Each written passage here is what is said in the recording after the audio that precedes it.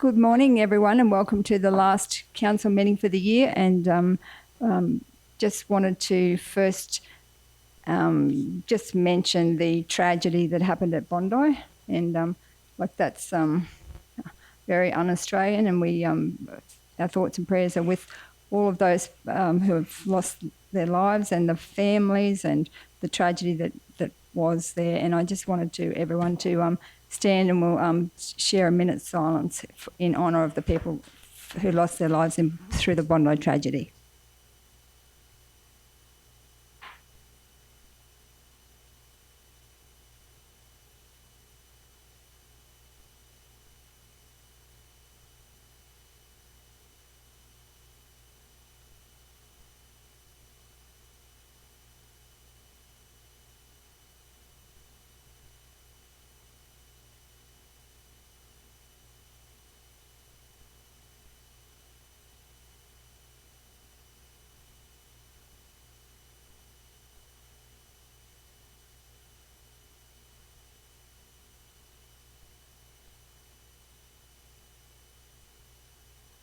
Thank you, everyone.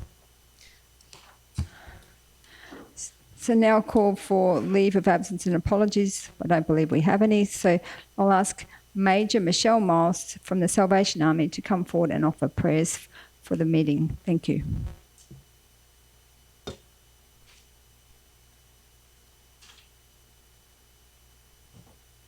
Let's pray.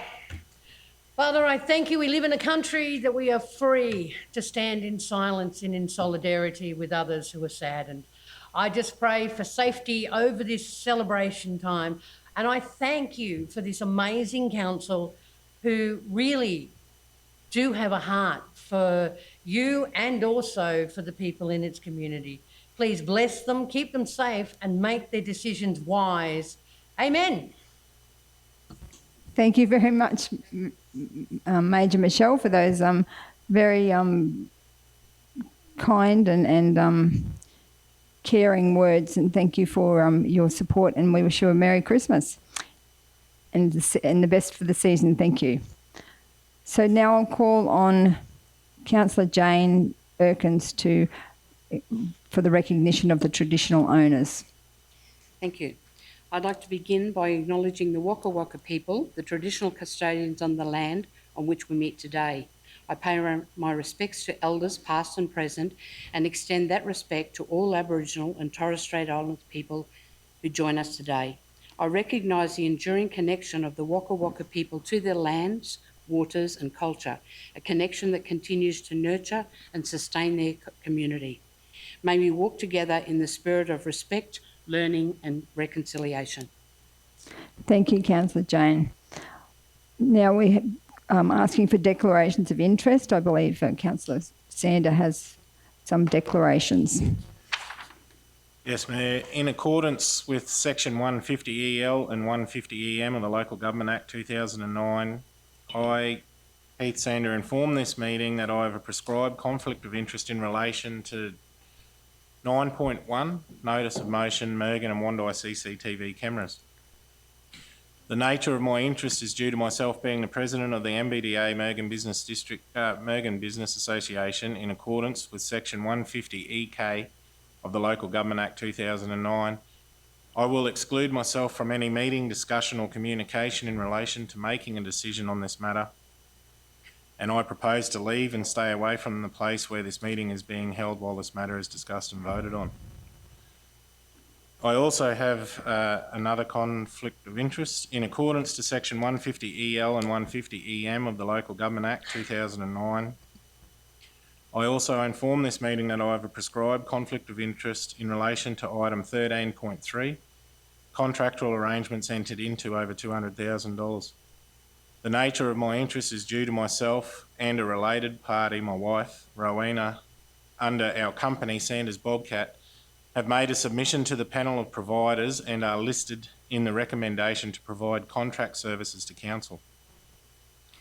In accordance with Section 150EK of the Local Government Act 2009, I will exclude myself from any meeting, discussion or communication in relation to making a decision on this matter, and I propose to leave and stay away from the place where the meeting is being held while this matter is discussed and voted on. Thank you, Councillor Sander. Are there any other conflicts? So we'll move on.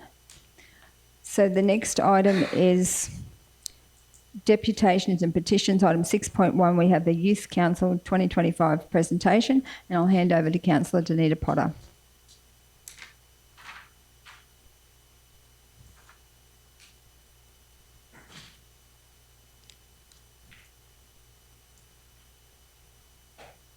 Thank you, Madam Mayor, and I'm very grateful to be here. There are quite a few South Bennett Youth Council members who can't be here today due to work commitments, family commitments, and a few that are actually sick, so we do wish them a fast recovery. So just to let everyone know that the Youth Council is a way to give our youth a voice in our community, what they would like to see within the South Bennett. It's also a way for our youth to gain skills in leadership, meeting procedure and public speaking, along with learning how the wheels of local government turn. They also get to put in their ideas to help make our towns better, influence events, wellbeing projects and local policies. During the 2025 period, our Youth Council liaised with council staff to give feedback on some of our parks within the South Bennett. They also helped organise an iron and clay event for next year's 11 and 12s at the high school. That's for all year 11 and 12s throughout the South Bennett. They applied and received an ABC Haywire grant to make videos on how to adult. They also held a free movie night for families and youth, and they have done so much more which is too numerous to mention here. And we are very lucky to have some amazing youth. It's very easy to put all youth into one basket, and we should never categorise a generation because of a few individuals. I know that our future is very bright with the incredible passion and commitment that our Youth Council have for our area, and our youths shine through everything. They are pushing boundaries, making their voices heard and driving for a positive change for all in the South Bennett. When I first advocated for a Youth Council in the South Bennett, this is exactly what I envisaged. I appreciate the backing of Council for getting the Youth Council established, and I also appreciate the help of all our different staff along the way. With that being said, I would now like to introduce the one who keeps the wheels turning in Youth Council, along with all other things community, our Community Development Officer, Michelle Newson. Thank you, Michelle.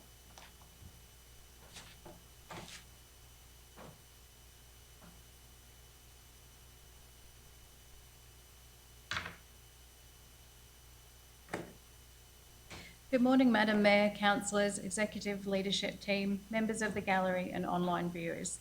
I would like to take this opportunity to present to Council a brief overview of what Youth Council have achieved in 2025. Each month, the 12 members of Youth Council participated in their own Youth Council meetings, where they learnt how meetings are run, and each member chaired a meeting. Topics raised were around matters which were important to them, and this is what has helped drive the success of this year's Youth Council. The ages of this year's Youth Council had ranged from 12 to 18 years, with a level of maturity shown way above their years. The Youth Council have volunteered in various community events, ran their own fundraising movie night, and have successfully received grant funding for a How to Adult project, which will be rolling out next year. I would also like to acknowledge and thank Councillor Erkins and Councillor Potter for their guidance and support throughout the year. I'm very proud of what the Youth Council have achieved this year and would like to present you with a short video showcasing their achievements.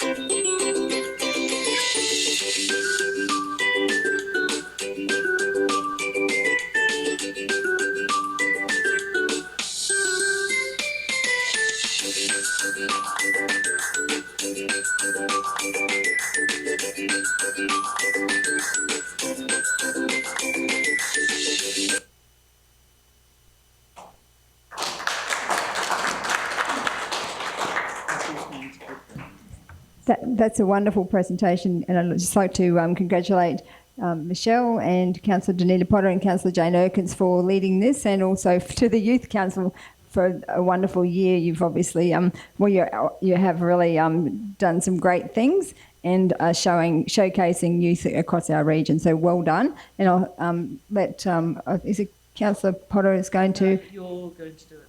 Are you sure? Yeah, you're at the front. Oh, okay, to present the certificates. So, okay, I get the wonderful job of presenting the certificates to the fantastic Youth Council, so thank you.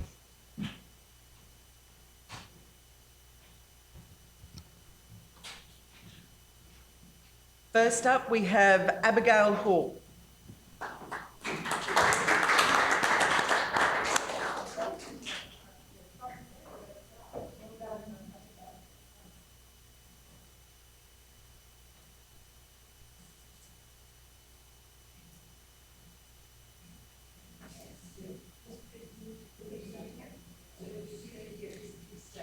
Just come and stand beside me if you like. Next one, Caitlin Thompson.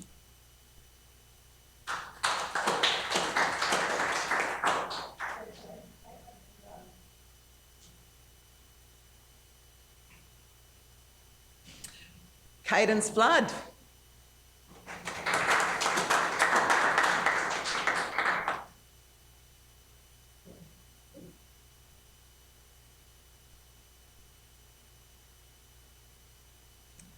Not forgetting Brooklyn Stray.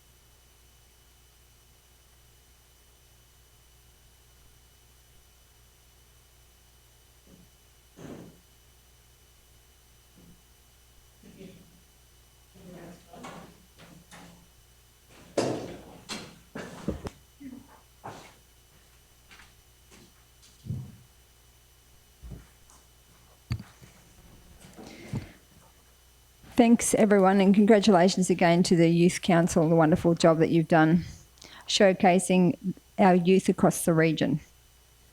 So now we're moving on to the next item, which is 6.2, a petition, safety concerns regarding Allen Road, South Nanango, and that's on page 7.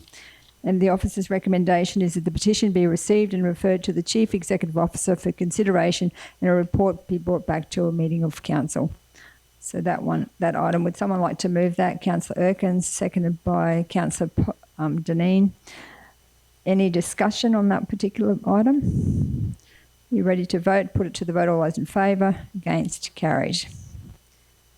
The next item is confirmation of the minutes of the previous meeting on page 10. So that officer's recommendation is that the minutes of the council meeting held on 19th of November 2025 be received and the recommendations therein be adopted. Would someone like to move that? Councillor Potter, seconded by Councillor Little. Any discussion, comments? Put it to the vote. All those in favour? Against? Carried. The next item is item 8, mayoral minute. There's nil. Next item is 9.1, notice of motion, Mergen and Wandai CCTV cameras on page 52. And Councillor Sander has left the room as he has a conflict. So this particular item was actually moved by Councillor, it's actually put forward, it's a notice of motion put forward by Councillor Sander. So in his absence, as he has a conflict, I'll ask if someone, this is the motion, I, Councillor Heath Sander, give notice that the next ordinary meeting of council to be held on the 17th of December 2025, I intend to move the following motion, that the South Burnett Regional Council take over the management and expenses associated with the maintenance and upkeep of Mergen and Wondi's CCTV cameras. So that's the motion. Would someone like to move that? Councillor Potter, second by Councillor Little. Discussion. Councillor Potter. Yep, thank you. So within Kingaroy, council actually pay for the maintenance and upkeep of the cameras within the Kingaroy area. The cameras in Wondi and Mergen are maintained and looked after by the MBDA in Mergen, and in Wondi it's done by the Lions Club, I believe. So, I mean, to make things fair along the way, Wondi is Nanango is very, very lucky because they have the Heritage Bank that actually does theirs.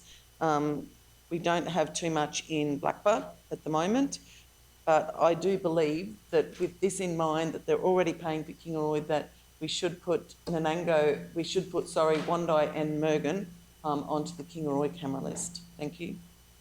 Thank you, Councillor Potter. Deputy Mayor Ros. Thank you. Look, the cameras are a fantastic system, and I certainly commend the MBDA and the Wondi Lions who applied for, well, in Wondi's case, it was a federal grant to get the cameras. They're massively valuable. I know that they are used in convictions each and every day. All the footage goes to the police stations. I have said this before, I will say it again, I think the police should be taking it over. But failing that, and I mean, I think we should raise that, particularly in light of the issues that they have currently in Mergen. I think we should raise it this evening, that the police should be taking them over. They get all the footage. They convict people on the basis of those cameras. The cameras in Wondi record number plates as you go through Wondi. Perhaps I shouldn't tell the baddies that that's what happens, but if you drive through Wondi, your number plate can be recorded. And so they're so valuable to the police. But in Mergen currently, I think there's, Heath has said, Councillor Sander has said, current expenses are $3,000 to maintain them. There's also 10 that aren't working, which need to be repaired. The police should be repairing them. They use them each and every day. But failing that, and in terms of this motion, I would like to propose that we change it to investigate, because I would like a full report on how much it would cost to replace the 10 that aren't working. We need to have the facts and figures and then present them to the police. But I do take on Councillor Potter's comment that, you know, it should be fair. We pay for Kingaroy's, we don't pay for the Nanango because lovely Heritage Bank does it. And I know the Wondi Lions are struggling because they've got to pay the electricity each and every month on the cameras. There's a small electricity fee, about $100 a month, which is a struggle for a small group. But I do think that they should be taken on by the police. But can I propose a motion that we investigate and bring that back to the next council meeting? Because I would like all the facts and figures before we make a decision to take them on. Councillor Potter, are you prepared to just accept that as part of the motion, or do you want to? Yeah, I'm more than happy to investigate that as opposed to take over management, maybe investigation of taking over the management along those lines. So then, Councillor Little, do you agree with adding the investigate as opposed to the straight out just taking over? Yes, Madam Mayor, I think that would be a much better option. Okay, so that then becomes the motion. That's because the mover and seconder have agreed to it. So any further debate? Everybody happy to vote? Just backing what Councillor Height said, just on doing a little bit of investigation myself, I do see that right across the state, they are funded by a lot of different levels of government and by individual organisations. So it's not a matter of the police never funding their own. There are occasions where police do fund their own. And I know we talk a lot about costs, and, you know, I do feel that it is a policing matter, and we are told that we need to stay within our lane with what is our job and what is the police job, especially in the light of what's happening at the moment with a lot of people complaining about police issues. So, you know, I believe, yes, definitely support that we investigate it a little further. And just to call out, uh, you know, Madam Mayor, you always say how I always go on about Nanango, but just to, it's actually the heritage community section of the bank that supports Nanango. We're very lucky that we've got that, but that's who support Nanangos. So thank you, Councillor Erkins. I'm happy to support, but the only issue that I've got is, I mean, we need to get the costings and investigate in any case, but we've, as a WebRock, we actually went to the Minister of Police and there was absolutely no appetite at all to support paying, that they would pay for them, for any of the cameras across the whole of WebRock.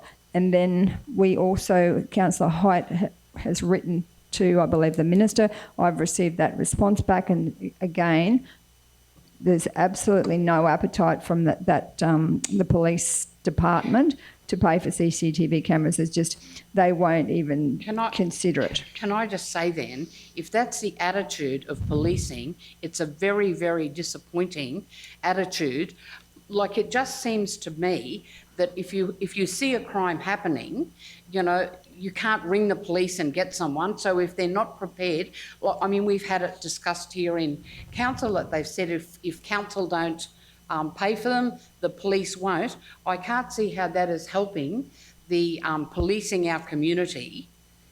And we all know what issues are now put onto council to pay. So you're asking our ratepayers to pay for policing. And, you know, we already pay our taxes, which should be paying for policing. We pay our registration, which goes, certainly a few of us have got more than one fine for road use. So, you know, I find that very, very disappointing that it comes back that the police are saying to us, we are not going to do policing. We want council to help do our policing. And it's all right for community to help, but I really think that the police should be carrying the lion's share of that, not ratepayers. So I think also that a lot of, they'll argue and say, well, they put out these grants and we've just received funding for a grant. I might just hand over to Manager Leanne to give an update on that particular grant. Yes, thank you, Madam Mayor. Yes, certainly Council has received a Secure Communities grant this year. Council will be actually undertaking some works in Mergen and Blackbutt and at Bundooma Dam for CCTV cameras and lighting in those places. So in Mergen there will be an additional 12 new cameras installed in QE2 and around the skate park, and then as well as some extra lighting, and also down at Blackbutt skate park there will be some lighting down there as well. So a great funding opportunity where it's not just cameras, it's also about other infrastructure that can help secure council's infrastructure, but also our business community as well. So we were successful this year with a $200,000 grant. Thank you, Manager Leanne. So this motion is to investigate. So we'll come back with a report on how much it would cost to maintain both Mergen and Wondai. And then I guess once we've got that information, we can make a decision whether we fund it or whether we write to the ministers and advocate again. But the issue, I think, is pressing with the Mergen cameras because they need someone to, well, there's 10 not working straight up and there's a crime issue at the moment in Mergen. So I guess the delay will only just, it's a delay, and I'm quite sure Councillor Sander won't be overly excited about the fact that we've changed it to investigate, but I that's the meeting, the mood of the room. So I will support this motion, but I would have thought we're chasing our tail, just trying to get the state government to fund this. But anyway, so that's the motion, that South Burnett Regional Council investigate taking over the management and expenses associated with the maintenance and upkeep of Mergen and Wondai CCTV cameras and report back to a future council meeting. So I think we maybe make that the January council meeting. Is that the timeline too tight? With Christmas and all the leave, there's only about 2-3 weeks, well, not even 3 weeks between January okay. and February, so the February meeting would be our preferred meeting, Mayor, if that may be. There is, if I may, without entering into the debate as such, there is, both of these systems won't necessarily easily integrate with ours, and given the Mergen cameras, they'll be at end of life, so and would acknowledge the state government that funding the Secure Communities Grant is an exceptionally good program, and we're very appreciative of that funding. The state would have a not one-size-fit-all approach to this as far as, because Brisbane, Gold Coast, Ipswich, they've got like space shuttle centres that run their cameras for their CBDs and everything. The setups those guys have got are just unbelievable. So what they do in regional Queensland would probably, I suspect, be different to those urban cities. So it would be a complicated issue for the state as well.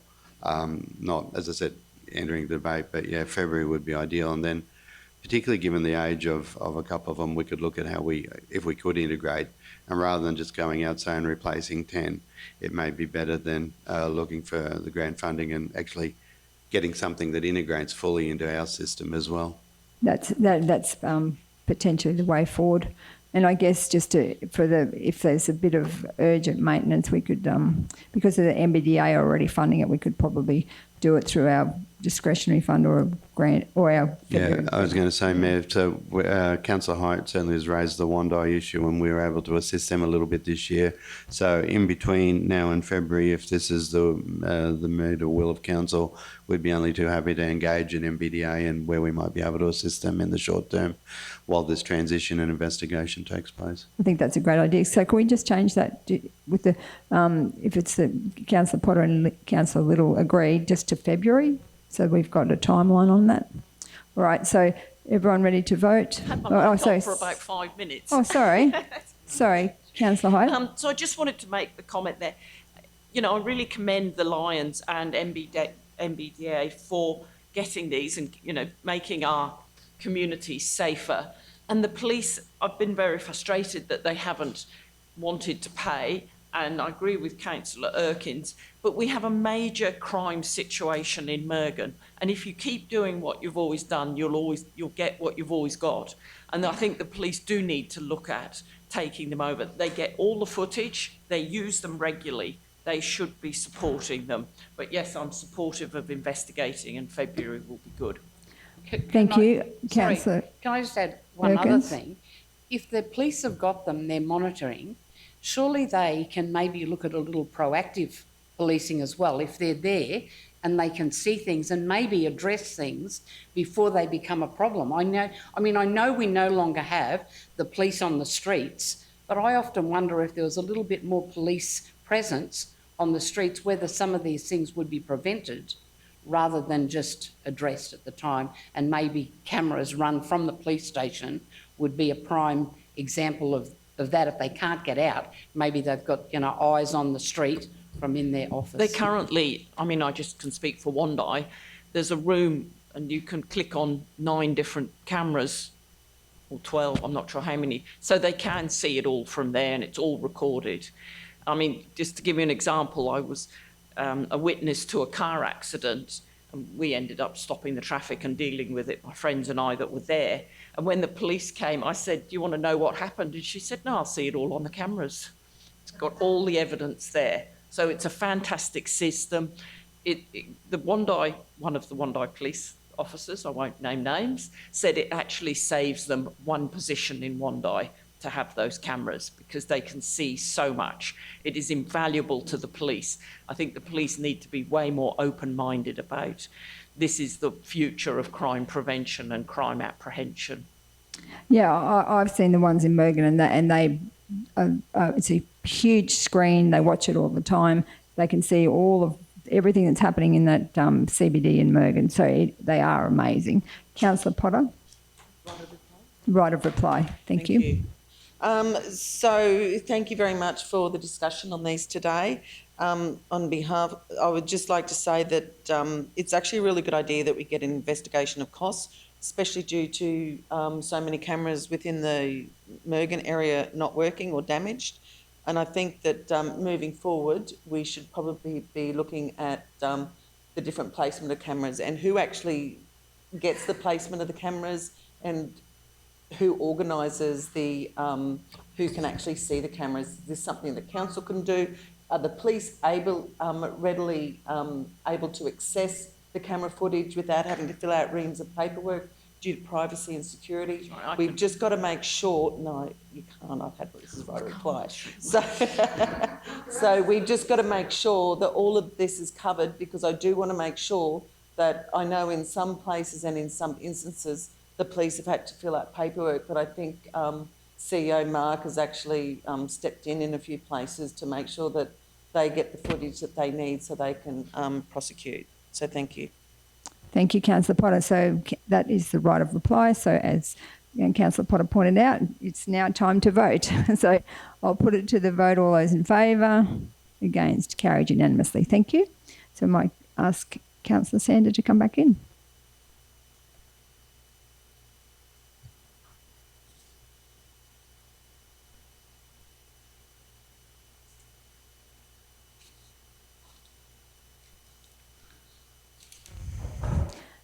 Thank you, Councillor Sander. Just for your information, we changed the word to investigate and we've made it February.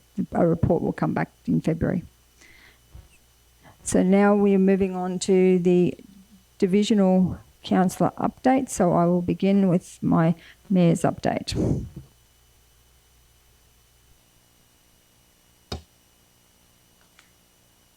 Good morning, everyone. I would like to begin by acknowledging the tragedy that happened in Bondi and extend our council's sincere condolences to the families and friends of those who have lost their lives in this horrifying event. We hope and pray for those who are still fighting for their lives and pay tribute to the heroic acts of those who helped to save lives.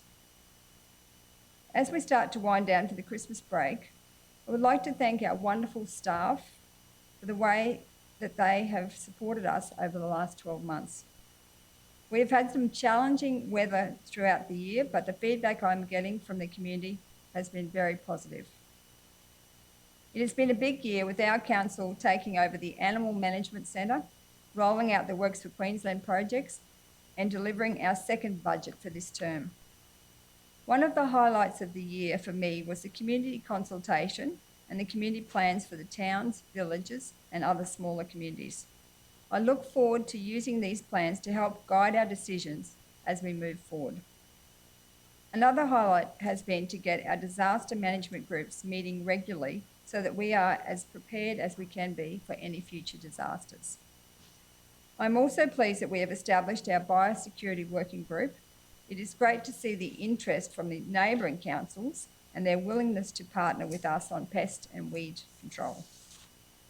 The cultural working group is also up and running. I'm hoping that we are successful in our grant application to run a multicultural festival in the latter part of 2026. We continue to advocate the state government on water issues and have established a great working relationship with the local government minister, Anne Lay. Minister Lay is helping us with a non-structural solution for the Gordon Brook Wall and is also helping us to source an additional allocation for water security into the future. I'm looking forward to rolling out the new organisational structure in 2026 with more of an emphasis on locals working locally and town stewards. Finally, I would like to wish GM Aaron, GM Kerry, CEO Mark, my fellow councillors and our whole council team a very Merry Christmas and a fantastic 2026. I feel privileged and honoured to work with such a great team. Thank you.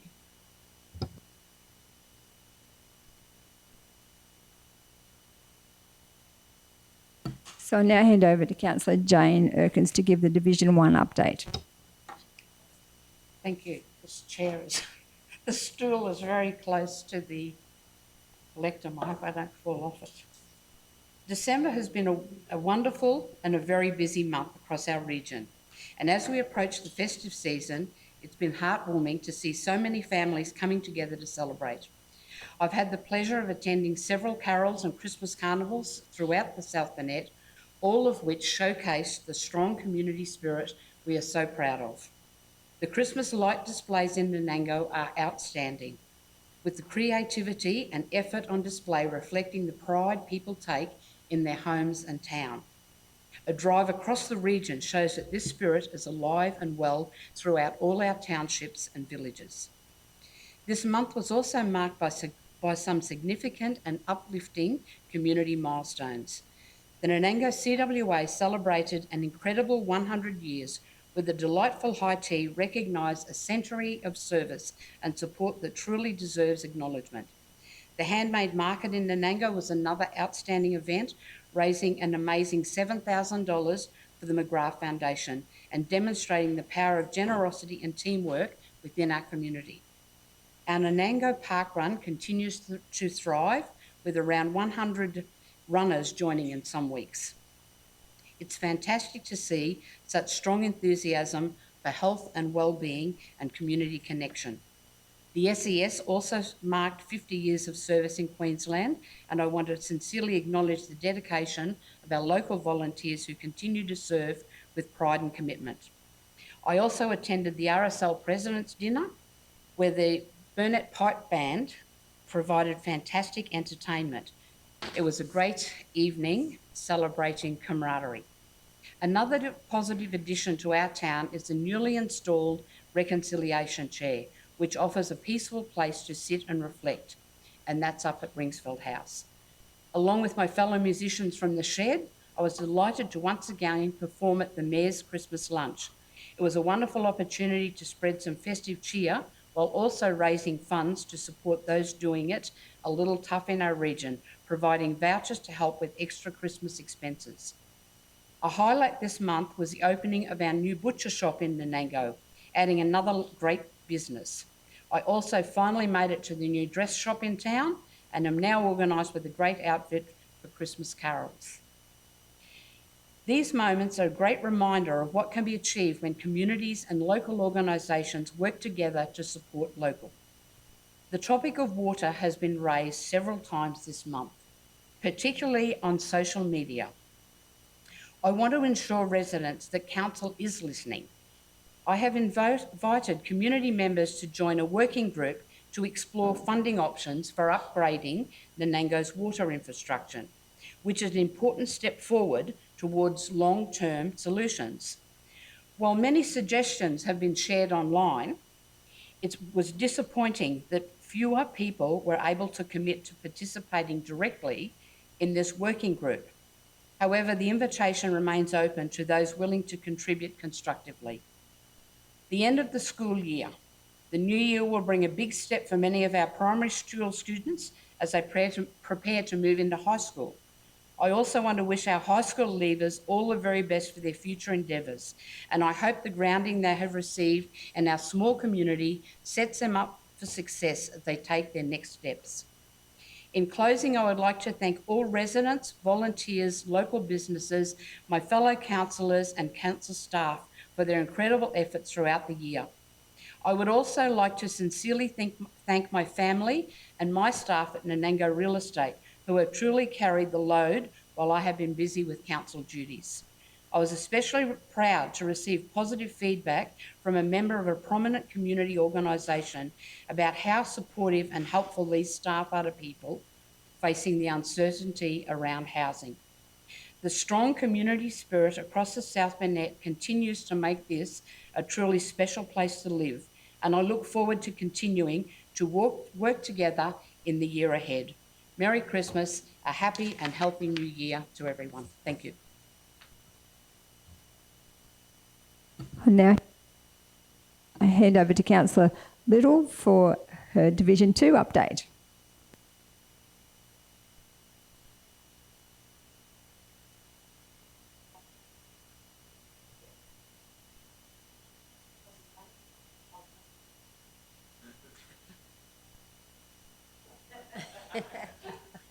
Exactly. Good morning, everybody in the room and watching online. I'd like to start my divisional update today by offering my thoughts and prayers to everyone who has been impacted by the atrocity that occurred at Bondi. Again, it has been a very busy month and I have really enjoyed attending lots of community events and meeting all the volunteers who make our communities great.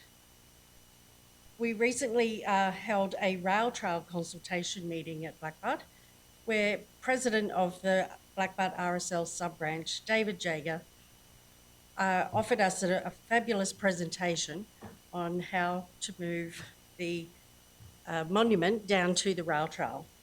So this was attended by 2 TMR representatives, council representatives, my fellow councillors, and around 30 members of the community. So it was a really great presentation by Dave, and hopefully we can get some movement on that plan and ideas very soon. The Lions Club of, first of all, we had a lunch with Langer. So that's Alfie Langer. And that was a huge success for the Blackbutt District Tourism and Heritage Association. Now they have raised enough funds to move the building down to Blackbutt, and they can start on their Timber Museum project. The Lions Club of Blackbutt and Benarkan hosted the free over 60s Christmas lunch on the 2nd of December.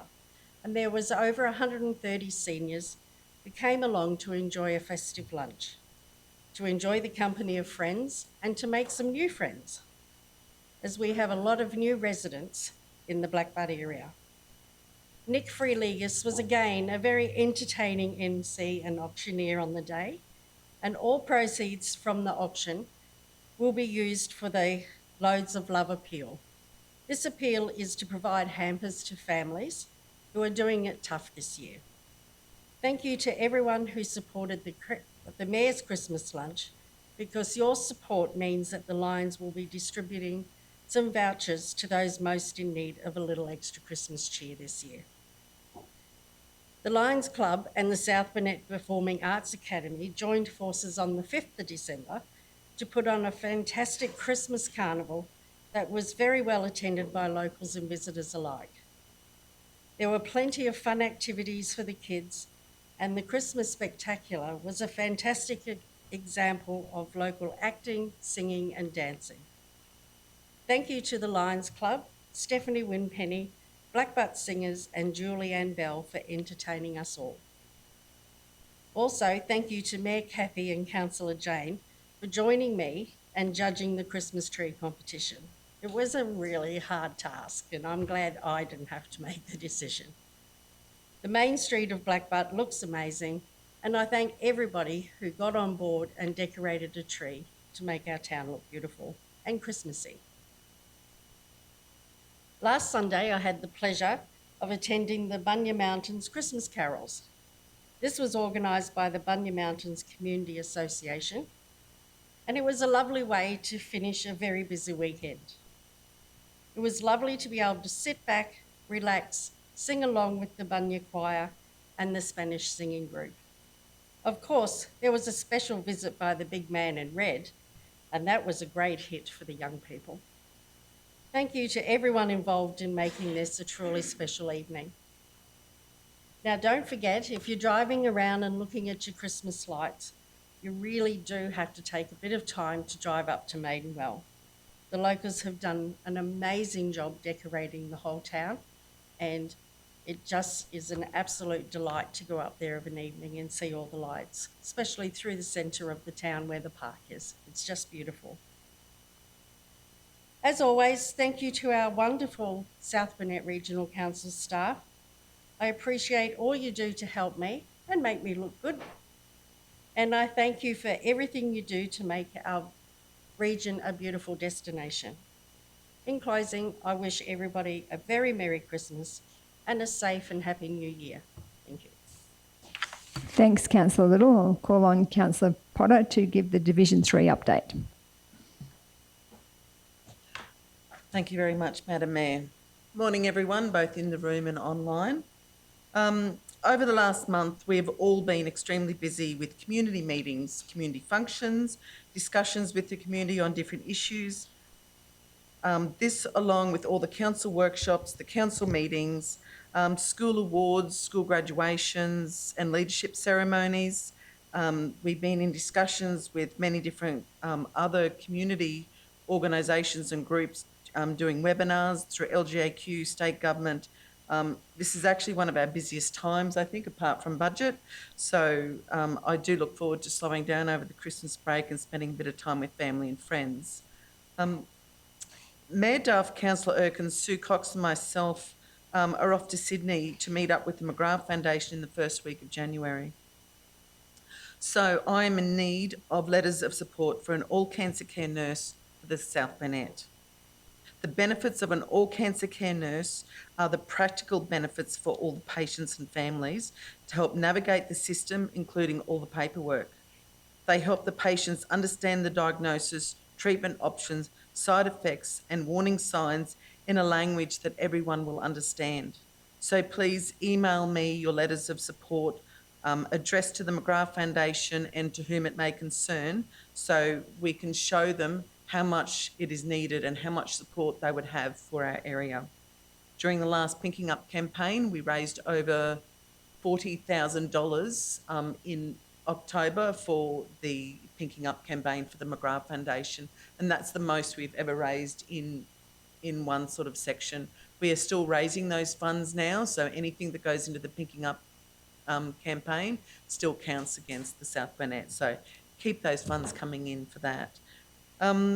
We've got a few Christmas lunches around Kingaroy, including the Salvation Army, who still have a few spots left. We also have South Burnett Peace of Mind, who are doing the Kingaroy supper in the Kingaroy Town Hall room. Now, they are also doing dinner every night from 6 till 9, starting on the 19th of December, and then 6 till 9 for those next 5 nights, and then on the 25th of December, starting at 10:30 a.m. on Christmas Day, they'll be doing morning tea and lunch in there, along with games and activities.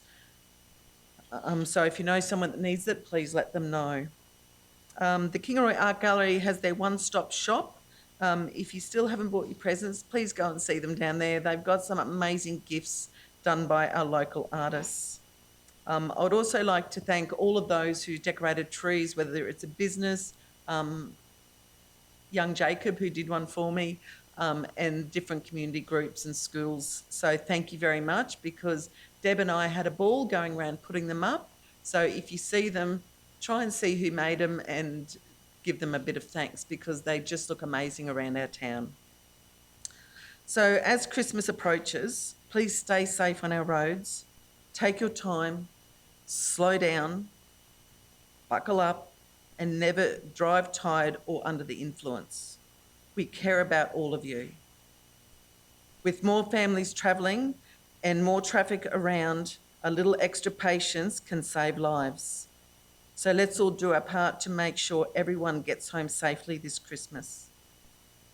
I'd also like to thank my fellow councillors, the senior leadership team, Mark, Kerry, Aaron, and all the managers within council, every single staff member within council, because you are all incredible, and thank you for everything you've done throughout the year.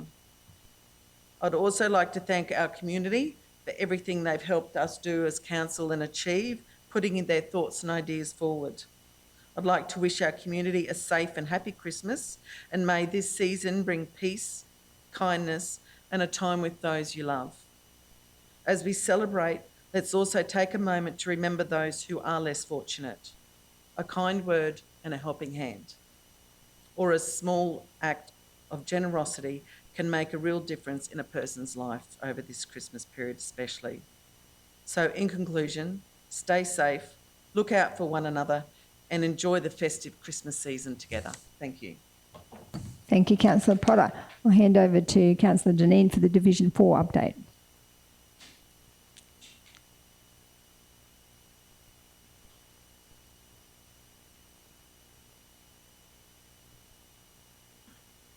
Thank you very much, Mayor Duff, and good morning, everybody. Quite a busy time, as the councillors prior to me have referred to, Christmas. Thanks for the rain, and especially busy out there, our Parks and Gardens team, because I don't know how they do this to keep up with the mowing that they do. Thank you very much. Thank you to those team members and all of our team members, our senior staff, CEO, Mayor, councillors. Like, you're a joy to work with. It's such a privilege to be in this role. Thank you very much. We've spent some interesting times lately. We had dinner at Ringsfield, which was amazing.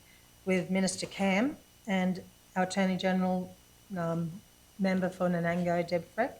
And Deb Freck's Christmas party last night was fantastic as well. We've been to the 50-year celebration of the SES.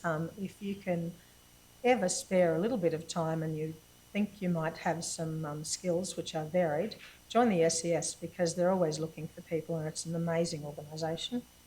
I didn't get to the concert for Rocking Our Abilities, but I popped in a couple of times to their rehearsals. My goodness, they are amazing. It was just a privilege to watch them as well.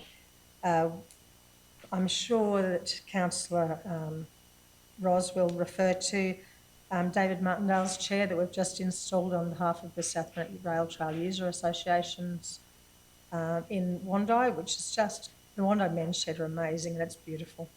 So a real tribute to a person who's made such a difference in our community. I've been to a few interesting things. The regional drought planning, I know that it's very wet at the moment, but we're always planning for drought and we're always planning for disasters, unfortunately. We've also been had the Biosecurity Advisory Committee meeting, which is a joint venture between South Burnett Regional Council and Cherbourg Aboriginal Council. And that was very well attended and really important because biosecurity is vital. And it isn't until something goes wrong you realise how vital it is. So thank you very much to our staff who've assisted me enormously in that, Leanne. Thank you. Judging Christmas lights, that was a bit difficult. Like, it's so much fun, but Danita, aren't they beautiful? The lights in Kingaroy are amazing and the community spirit here is just fantastic. Community spirit was really exemplified at the Nanango races last Saturday, I believe it was, with an amazing crowd. The committee there have just done an extraordinary job and that attendance and the joy there was definitely a sight to see. Their president, Wayne Hancock, has been nominated for Volunteer of the Year. In the 43 years I've been in the South Burnett, I've seen Wayne volunteer at so many things. Pony Club, the race club. For 43 years, he was the clerk of the course. He doesn't do that now. He does just about everything else. And to have people like that in our community that always step up, my hat's off to them because it's a lot of work and it takes a lot of time and we really appreciate what everybody there has done. Best wishes for a wonderful Christmas to everybody, but especially happy 91st birthday to my mum, who is just an amazing woman and we're very blessed to have her. She's just beautiful, so I'm very grateful. I do also want to extend my love and thoughts to the Jewish community and all of those affected by the tragedy in Bondi. It's, yes, it's nothing. Let's not ever leave those people out of our thoughts. Best wishes to everybody for a joyous, safe and wonderful Christmas. Thank you. Thank you, Councillor Deneen. Call on Councillor Heath Sander for the Division 5 update.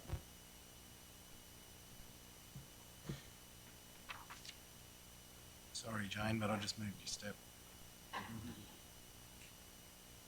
Good morning, everybody in the gallery and online. Over the last month, we've been busy attending multiple events, Christmas events, school awards, school ceremonies, new school leaders and sports team leaders across the region. We've attended multiple AGMs for BP Dam Fish Stocking Committee, Visit South Burnett and the like. We put together, it was done in 3 days, and I'd like to thank the Mergen Services Club and the MBDA for putting together the live tree decorating in Mergen last Thursday. We raised around $1,900 for community groups that decorated the trees. So how that works, someone donates the live trees and the community groups, schools, PNCs or local ambulance committees and stuff like that decorate the trees and then we auction them off. So I'd like to thank Josh Steinhardt as well for donating his time to auction the trees and raise that $1,900 in that one afternoon for the community groups. I'd like to thank Attorney General Deb Frecklington and Minister Dan Purdy for attending the South Burnett, along with senior police, to assist in the current crime crisis across the region. And we've seen some, I think it was 49 arrests with 202 charges, with people being charged. So that's a start. I'm concerned that that because it was advertised that the criminals will know now that they can come back out on the street. So I hope that the police assist in that and keep their foot on the throttle when it comes to crime in the area. The meeting tonight, Deb Frecklington's attending in Mergen Town Hall at 6 o'clock. It's a follow-on from the previous meeting that we had. And just to hear the community's concerns and pathways forward that the state and other agencies can help with trying to curb the current crisis in Mergen and Cherbourg and Wondai. One of the things that needs to be raised is minimum mandatory sentencing is a topic that needs to be investigated, as this would ensure that magistrates and judges sentence these criminals to the community's expectations. A big thing that the police were saying to us during these meetings is that they react and respond to the community's expectations. So if the community isn't happy with what's happening in their areas, then the police respond to that. So we need to do things smartly. We need to notify the government and the police of anything that happens so that they know what the community expects. We have a lot of people in the area that are currently scared, and I just want to ensure the community that we're doing our best as a council and keeping the state government updated on everything that happens so that they can meet the community's expectations. I'd also like to thank Minister Amanda Cam for her visit to the region as well. It was an informal afternoon that we had with those guys, but it was very well received, and we could have that informal discussion and just, get to meet them, and that way we've got that relationship. So I'd like to thank Councillor Jane Erkins for organising that at Ringsfield House. At this time of year, things get very hectic, and my wish for everyone in the community, the council staff, the general managers, the exec services, CEO Mark, Mayor Duff and my fellow councillors, my wish for them guys and the community is for just everyone to slow down, spend some time, quality time with family, enjoy the festive season. If you're travelling, travel safe, be friendly, be generous and be good to people in the area. If you see someone that is having a hard time, sometimes it's just a chat that they chase. From running the 2 dams, we deal with a lot of visitors to the region, and sometimes guys just need to sit down and have a chat and a coffee, and our staff are good at that with these people, and it can make the world of difference to someone's day. So I just wish everyone a Merry Christmas, a happy and safe New Year. Thank you. Thank you, Councillor Sandra. I'll hand over to Councillor Ros Height, Deputy Mayor, to give the Division 6 update.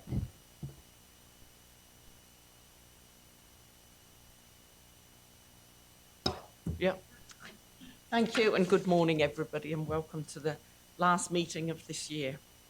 It being the end of the year, there is also an awful lot of events, as a few people have alluded to. So just a couple I'd like to mention. The Army Cadets, 135 Army Cadet Unit from Wondai had their annual dinner.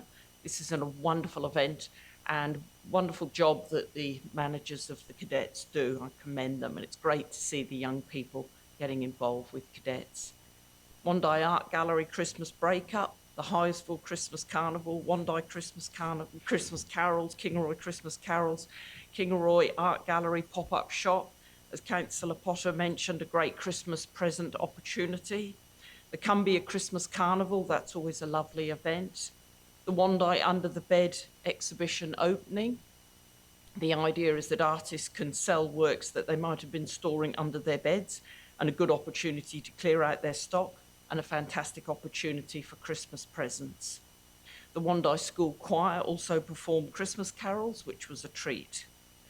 The Wandai Community Garden Group appreciated some raised garden beds donated by council, which I think were old telecom pits, but it's great to see this new group working together and starting. The opening of the new Waroolan Skate Park multi-purpose area, thanks to funding from local member Deb Frecklington, and very well received by the local children of that area. We had the AGM of the Crow Radio, and I was pleased to be re-elected chair of this great little radio station. As Councillor Deneen mentioned, it was very exciting that the Rail Trail South Burnett Rail Trail Users Group project to have a chair in memory of David Martindale as its inaugural president, who did such a lot for our region. So the chair is uniquely made by the Wandai Men's Shed, resembling a penny farthing bicycle overlooking the rail trail in Wandai. So if you're in Wandai, do make a chance to go and have a look at that. The Christmas decorations around the region with the big red bows look really good, and I'm really pleased that we didn't spend a lot of ratepayers' money to do this. And the Wandai Men's Shed, like a number of men's shed, made 20 timber Christmas trees, which the businesses in the main street have decorated and are looking after. Thanks everyone for making the Mayor's Lunch so successful. Special thanks to Sonia McMahon and her Rocking Our Abilities group. I was pleased to attend the end of year presentation at Wandai School and hand out some prizes. And I also attended their Wandai School, Wandai's Got Talent, and I was the judge there. So it was fun to see the kids really getting into their activities. Also, Christmas lights judging, which as other councillors have mentioned, is challenging, but it's lovely to see the area brightened up. The lunch with the South Burnett Regional Council volunteers was a good opportunity to thank the many volunteers we have across our region who contribute so much. Mayor Duff and I attended the Wandai Men's Shed Christmas lunch, the VSB AGM, Visit South Burnett AGM in Mergen, and congratulations to the new executives, which is actually the same as the last year's executive. As our council tourism arm, they're tasked with promoting our lovely region. A few more events to go. We got the Wandai Christmas Carnival on Saturday and Geelong Christmas service, and then time for the Christmas break. Thank you to everyone who makes this such a wonderful year in such a lovely region. Special thanks to my fellow councillors, the senior leadership, the volunteers and all the staff, and all the best for a wonderful and safe Christmas and 2026. Thank you. Thank you, Councillor Hyde. There's something I've said to the staff just recently, and if I can broaden it out. As another year draws to a close and the Christmas season approaches, many of us will be feeling a mix of fatigue, pressure and anticipation. The end of year often brings tiredness, stress, the demands of the festive season, which can make it easier to lose focus on safe behaviours. The rush to get things done, the desire to be everywhere at once, family and financial pressures all contribute to lapses in attention. This time of year also invites reflection. We might find ourselves thinking of family members, friends and colleagues we've lost throughout the year. These feelings can surface suddenly and strongly. Grief, loneliness and moments of sadness are not normal, and it's important to take care of yourself with kindness and understanding. Remember that old saying, put your own oxygen mask on first. Prioritise your well-being and check in on those around you and reach out to those when you need support. I'd like to thank and acknowledge the Mayor, particularly and the councillors, for the support and assistance they've given. A special shout out from me to Kerry, Aaron and Chris, who I pester daily and put up with all my requests, chases, moods and everything else, to all the management team and to all the staff. I sincerely wish every one of you a very safe, peaceful and blessed Christmas and New Year. May this season bring rest, connection and renewal. Thanks, Mayor. Thank you, CEO Mark, for those kind words. And I also like to wish the whole region a Merry Christmas. Use this opportunity, but we're also going to present the Christmas lights winners, and So we've got CEO Mark and Nicola sponsor that. And I'd just like to, do we close the meeting for that? For that? So we'll close the meeting in the gallery, do morning tea.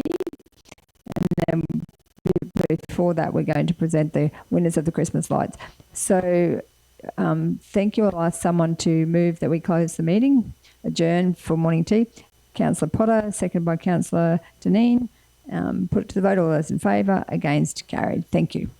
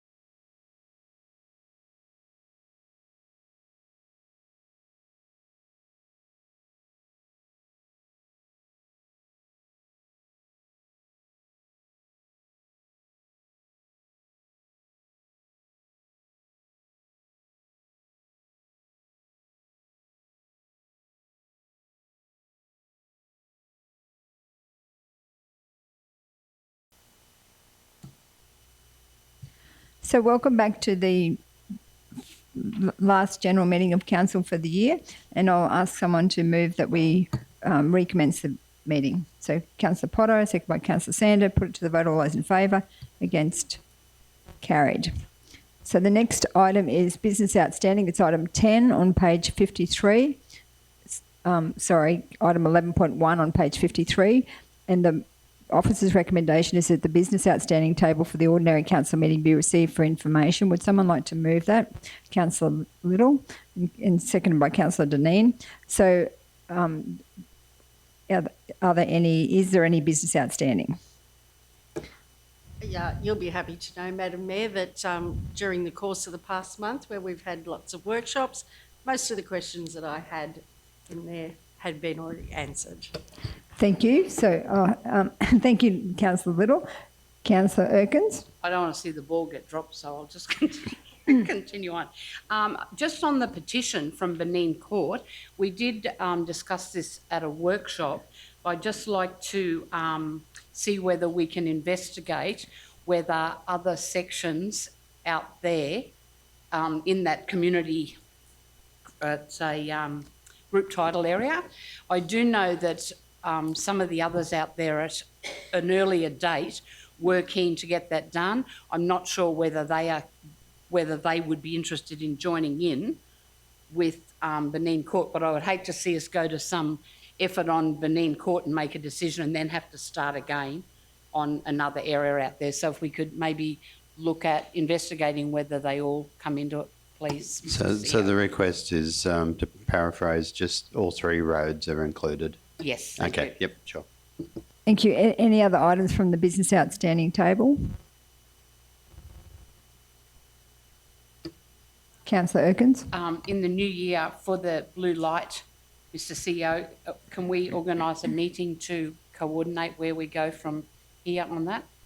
Yep, we can. We've written to them. Actually, only checked this last week if we'd heard anything back. So yeah, that absolutely on the same line. We might have to notify them that the lawn needs mowing down there, and there's a water issue that needs addressing before we take over. Yep, sure.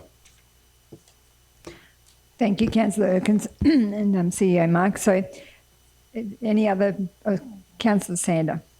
Just on page 76, the quality assurance program, I notice that there's still deco being transported into most roadworks. I'm just wondering where we're at with that quality assurance.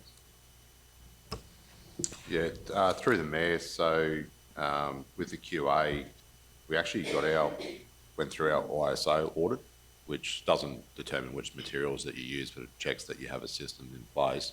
I think we are slated to come and have a materials workshop with council in the new year. So I think that's where we'll run through the gravel spec. I think Kev has sent that gravel spec through to the councillors. Yeah, it was a bunch of numbers that I couldn't understand. Yeah, okay. So we'll organise that gravel workshop in the new year so that we can walk through that spec and understand what we do. Thanks, GMR and Councillor Erkins. On the notice of motion, the signage notifying road users, I'd just like to know whether we have written to the Minister of Transport, learner drivers be made aware of their obligations when horses are on the road, and also to ask, are we progressing with the signage? What page is that? Sorry, that's on page 18 of 24. Yeah, through the chair, my understanding. Through the chair, my latest understanding is that there was a draft sign that's been completed that I think might have been presented in discussions the other day. Okay, I'll take that one on notice then, Mayor, if that's the case, and get an update for the councillor from the manager. The manager of that group's currently on leave at the moment, will be due back in early January. Okay, and the letter, Mr CEO, to the Department of Transport? I would have to, the same, yeah, that one wasn't mine, I'm sorry, but yeah, we can follow out whether it's gone or not. I was, the reason I'm just sort of chasing up on it, I did speak to a couple of the officers and they weren't actually aware of that regulation. So it would be good to make sure that a lot of learner drivers, especially in country areas, you do come across, kids on horses, So it would be nice to know that learner drivers are made aware of their obligations. Absolutely. Thanks, Councillor Erkins. Any other business that anyone wants to raise from the outstanding table? If not, it's been moved and seconded, so I'll put it to the vote. All those in favour, against, carried. Thank you. The next item is item 12.1 on page 79, and that one there is the adoption of the South Bennett Regional Council Workplace Health and Safety Policy. So the officer's recommendation is that the South Bennett Regional Council Workplace Health and Safety Policy Statutory 015 be adopted as presented. Someone to move that. Councillor Deneen, seconded by Councillor Little. Any discussion? Ready to vote? Put it to the vote. All those in favour, against, carried. The next item is item 12.2 on page 84.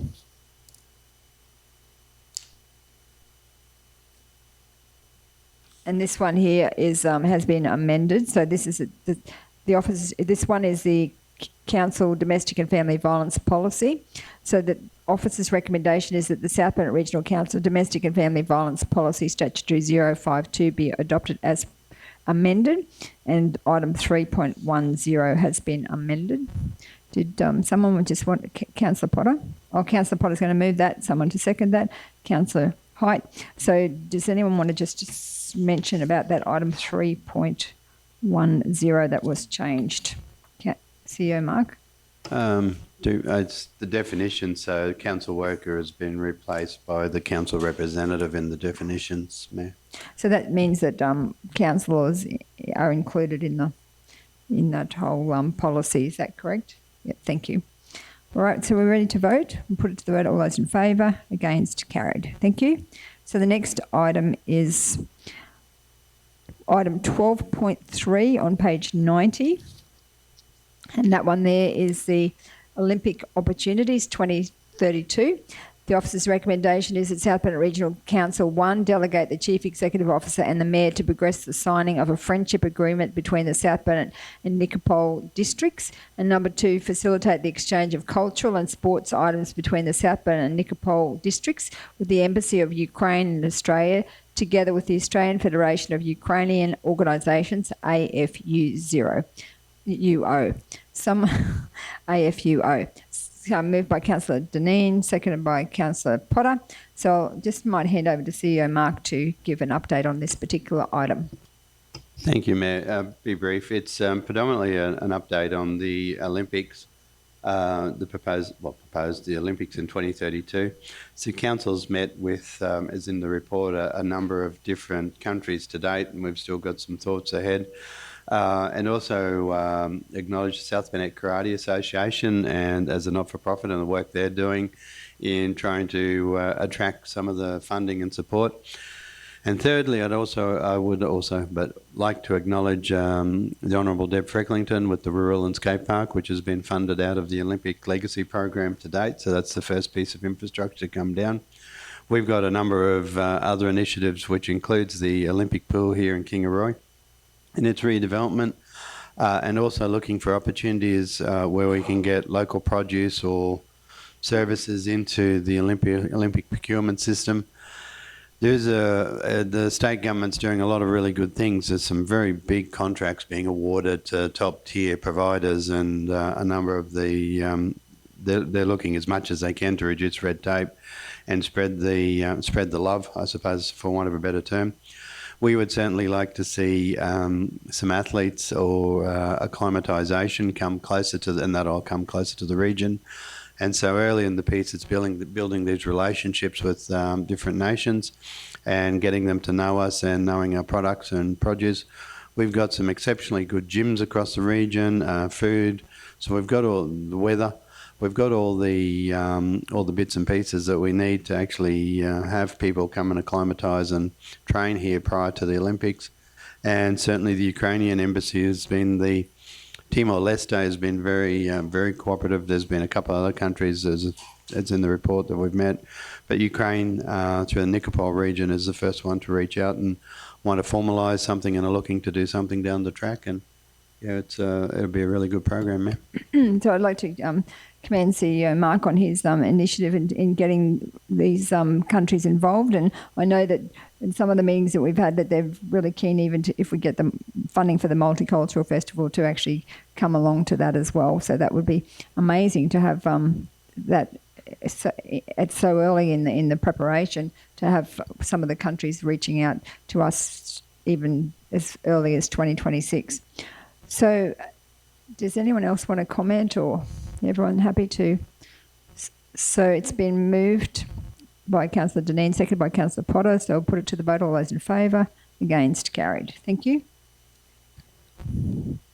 So the next item is item 13.1 on page 92, and that's the monthly financial information for November 2025. And the officer's recommendation is that the monthly financial report, including capital works program, as at the 30th of November 2025, be received and noted. Someone to move that? Councillor Height, seconded by Councillor Little. So I'll hand over to General Manager Kerry to give the update. Thank you. Through you, Madam Mayor. Council's cash and cash equivalents at the end of November amounted to 69.44 million, with around 37.2 million of this balance classed as restricted cash. When looking at the capital program, departments have spent approximately 20.9% of the amended budget, or up to 35.3% when taking into account current commitments. Recurrent revenue is currently sitting at 49% of the amended budget, and recurrent expenditure is sitting at 46%. Depreciation for the July to November period has now been run and included in the income statement. At the end of November, outstanding rates payable are sitting at 4.69%, which is below Council's target of 7%, and approximately 38% of those properties with rates outstanding are currently on payment plans. Council suppliers are reminded that today is Council's last creditor payment run for the year. Due to the shutdown over the Christmas period, the first payment run for 2026 is due to occur on the 7th of January. I now present the November monthly financials to the Chamber for information. Thank you. Thank you, GM Kerry. That's a great figure for the rates outstanding, and it's wonderful to hear that those are mostly on the payment plan. So that's a good news story. So great work from your team. So any other comments, questions? Councillor Little. Thank you, Mayor. I'd just like to acknowledge that in the grants activity summary that we are finally able to announce, thanks to an announcement by the state government yesterday, that South Burnett Regional Council did have a successful grant application for the Flying Fox Roost Management Grant of $32,000. And so we look forward, I think, in the new year to having community consultation with those affected down in Blackbutt with the flying foxes. So, and hopefully we can, with consultation, come up with a good plan on how we deal with that. Thank you, Councillor Little. That is great that I know you've been waiting to be able to announce that. It's been a long time coming, but yes, well done to Manager Leanne and Councillor Little, your work in trying to manage that huge issue in Blackbutt. Councillor Sander. I just want to point out, in the other spend that isn't in there has gone up this month again, for the month of November, around the $3.9 million. So next year, I'm going to really study into that and try and reduce that again back. So you're talking about the outside contracts? Not contracts, just the other spend, so outside the region. Outside the region spend. Did you want to comment on that one, General Manager Kerry? Thank you. Through you, Madam Mayor. Happy in the new year, Councillor Sander. We might look at some ways to enhance what we send the councillors each month around what that spend sort of entails, and try and give a bit more information as to some of those sort of one-off bigger items that, you know, might distort that figure, that there could be a reason around, such as like if we've got no local suppliers in the area that might be able to provide that sort of service or product. So to be able to give a little bit more information for some of the context, and then that way we can help, might help a little bit, and we can continue to work on that with councillors. Thank you, GM Kerry. I don't think Councillor Sander is going to be happy until that's a zero figure. Is that correct, Councillor Sander? It'll never be zero, Mayor, but we can try. Yeah. Okay. Thank you. So, any other comments on the financials? Everyone happy to vote? Put it to the vote. Oh, Councillor Sander, did you? Oh, put it to the vote. All those in favour? Against? Carried. Thank you. So the next item is the budget parameters, reports and timelines. That's item 13.2 on page 139. So the officer's recommendation is that South Bennett Regional Council note the budget parameters and timelines report for the 26-27 annual budget for information.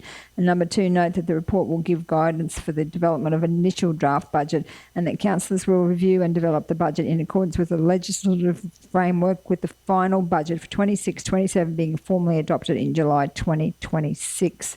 So did someone want to move that? Councillor Height, second. Councillor Little. General Manager Carey, did you want to talk to this one? Yes, through you, Madam Mayor.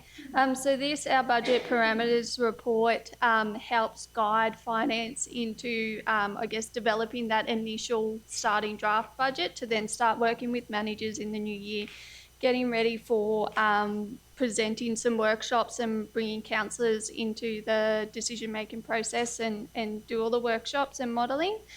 So as you can see in here, currently what we've proposed, so the CPI increase for the 12 months currently is sitting at 3.8%.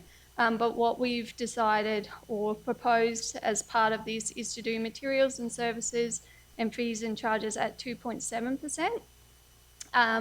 And then our wages will be in line with the EBA and officers' awards. With regards to rates, we've currently just plugged in at the moment what the increases were as part of the modelling for the current financial year, and then have for general rates proposed the 2.7%. Anything that councillors would like to give guidance on for finance to adjust in pulling together that original draft budget, we're happy to take that on board.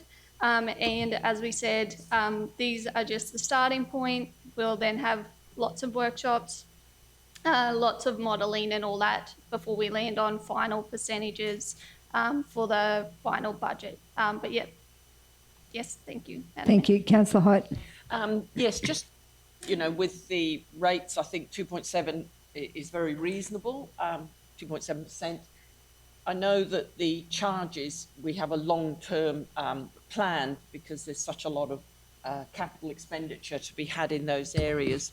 So it is a concern how much higher the charges are looking, but I guess we'll explore that next year and look at options because, yes, some of them on page 144 are quite significantly high, but yeah, unfortunately, again, it's a state government passing down some of these waste management charges to us and making the legislation very hard, and a lot of our waste dumps are already very close to being full, and there's a lot of legislation around how you can manage waste. So the more we can recycle, the better. So do encourage everybody to do as much recycling and not put much in landfill if at all possible.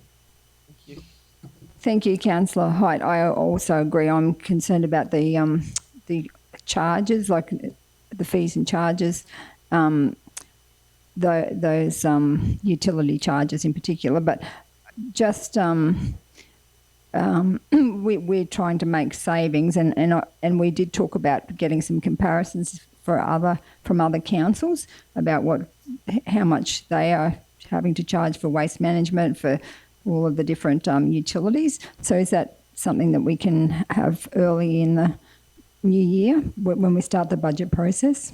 Yes, through you, Madam Mayor. Yes, we have started that process. So we will go through and have a look at what other councils are charging, and we can bring that back to council as part of our budget workshops to see how we compare with some of the other councils on those utility charges. And particularly with like similar sized councils, because obviously some have other Unity Water, it doesn't actually come in on their rates. So we just want comparisons with similar councils. But yeah, I'm concerned about those charges going forward, and particularly the waste one and some of the others. And we particularly with the water, when we're looking at potentially making some savings on that Gordon Brook wall, I'm hoping that can be help to potentially bring those water charges back to some degree. But I know that it's probably wishful thinking, but I'm certainly hoping that we can start to look at some savings for our ratepayers. So thank you. Anyone else want to make any comments? Ready to vote? Put it to the vote. All those in favour? Against? Carried. Thank you. The next item is item 13.3. Councillor Sander, you need to leave the room. So we've got on page 145, contractual arrangements entered into over 200,000, excluding GST. So the officer's recommendation is that the report be received for information. So GM Kerry, did you want to? I'll just get a mover and seconder first. So Councillor Height and seconded by Councillor Little. GM Kerry. Yes, through you, Madam Mayor. So this one's just the quarterly report that we've been bringing to council, I guess, to just provide a reminder of all of the contracts over 200,000 that council has entered into over the last 12 to 18 months. This list is also on council's website, so it's part of legislative requirement to be put on the website. So if there's any queries or questions, happy to answer those. Otherwise, we'll take it as read. So are there any questions on any of those contracts over 200,000? Everybody's happy to accept the report. Okay, so I'll put it to the vote. All those in favour? Against? Carried. Thank you. Could we ask Councillor Sander to come back in?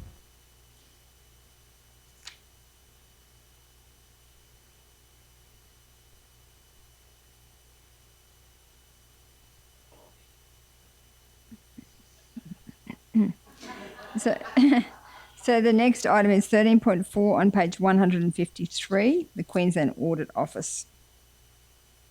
So the officer's recommendation is that, subject to section 213 of the Local Government Regulation 2012, South Bennett Regional Council receives the 2025 final management report from the Auditor General detailing the observation report of South Bennett Regional Council's financial statements as presented for consideration. Moved by Councillor Height, seconded by Councillor Dineen. Any comments or discussion? Councillor Height. I'd just like to commend our staff for working well with Queensland Audit Office. Certainly talking to the QAO staff, they were very impressed with our staff on how well they work together. Whilst it's the Queensland Audit Office and we are part of the Queensland government as the local government, they still charge us $171,000 to do the audit. You'd think they might do that for free, but obviously not. They didn't identify any major issues, and they just had two minor issues which we have already addressed and dealt with. So I'd just like to thank our staff for being so good at having the figures all I's dotted and T's crossed to keep the audit office happy. Thank you. Thank you, Deputy Mayor Height. So any other comments? So I have Deputy Mayor Height chair that particular committee.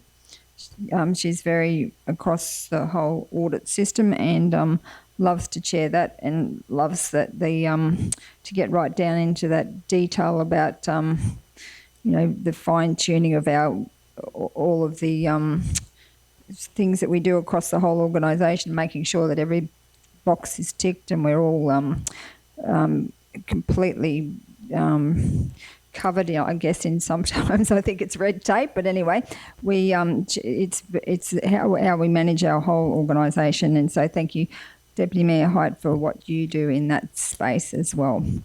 I sit in on the meetings, and but yeah, Councillor Hyde leads that particular committee. So, anyone else want to comment, or are you ready to vote? Oh, Councillor Perkins. Can I just draw to everyone's attention in internet land that, you know, our books are audited. It's not something that we all sit here and throw the money left, right and centre.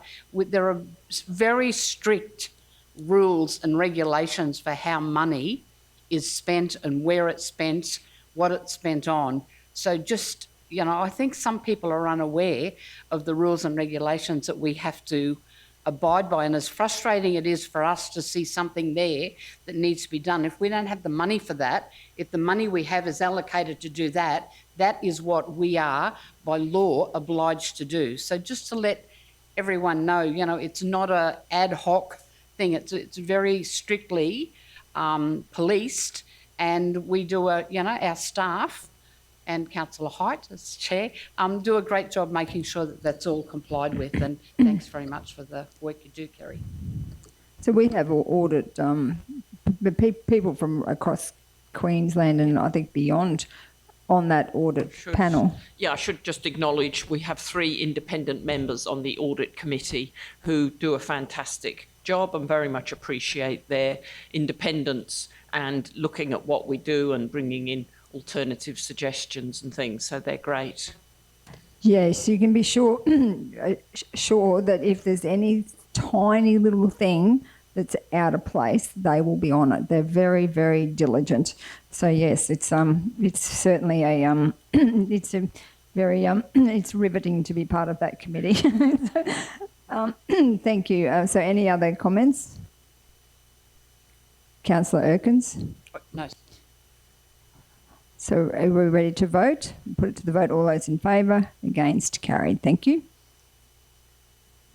So the next item is item 13.5 on page 161. And that one there is a Blackbutt RSL sub-branch lease. So the officer's recommendation is that South Bank Regional Council, 1, continue liaising with the Blackbutt RSL sub-branch to finalise the design of a new commemorative monument which resolves accessibility issues and car parking requirements as part of a greater master plan for the Blackbutt railhead to ensure considered and cohesive development of the area.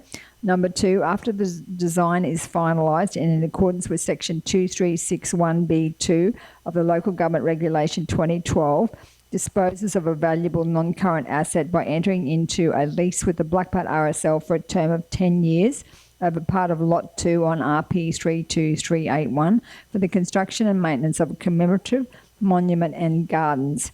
Number 3, in accordance with section 2571B of the Local Government Act 2009, delegates to the Chief Executive Officer the power to negotiate, finalise and execute the lease. Someone to move that, Councillor Little, seconded by Councillor Potter. Councillor Little. Thank you, Mayor. So I commend this officer's recommendation to all of my fellow councillors. We have a representative in here today from the RSL who has done a lot of work in putting together this plan and proposal, and is highly committed to seeing this through to fruition. So as you can see in the report and the documents, it's going to be an absolutely beautiful monument. It's going to take the Anzac Day ceremony away from the main street, so it's also going to save us the council a lot of money at the end of the day by not having to close down the streets and have all that traffic management control. So I can't wait to see this come to fruition, and I'm really pleased that council is taking the opportunity to work with the Blackbutt RSL sub-branch. Thank you. Thank you, Councillor Little. So I was also part of that group who met on the rail trail, and it was a very, very professional presentation, and I commend as Councillor Little has said, the Blackbutt RSL sub-branch for that presentation. and it will be a great outcome if we can work with the that group and get the place, like have the monument and everything on that rail trail precinct. But also, I think the intention was to also lay a wreath still on the monument in the main street, so that and then walk across to there on Anzac Day. Did you want to just clarify that in case the community is concerned about the existing monument? Well, the existing monument at this time will be staying there, so that's not part of the whole new redevelopment of this site. So I do believe that, yes, a member of the RSL, when we do the march down to the new monument, will lay a wreath at the existing monument, and then the rest will all be done at the new one. But yeah, it's a great outcome. So any other comments? Councillor Height. Yeah, and you talk about the car park in there. Could you share a little bit about what the car park is going to involve? Are you able to share anything on that? So when we, at the community consultations, the main focus was about the monument and where we were going to position it. And then Manager Leanne, being the ever practical person that she is and forward thinking, mentioned that we would need to look at an extra bit of space on the precinct to do some car parking for those that need some assistance and for the general public as well. So hopefully we can get another little area of land there, or the RSL can get another little area of land there to add more benefit for the people that need it. Yeah, yes. Manager Leanne, did you want to comment? Certainly through you, Madam Mayor. Yes, it was a wonderful opportunity to go down there and actually meet with the community on site, and certainly commend the RSL and all of the community that have participated in the design and layout so far.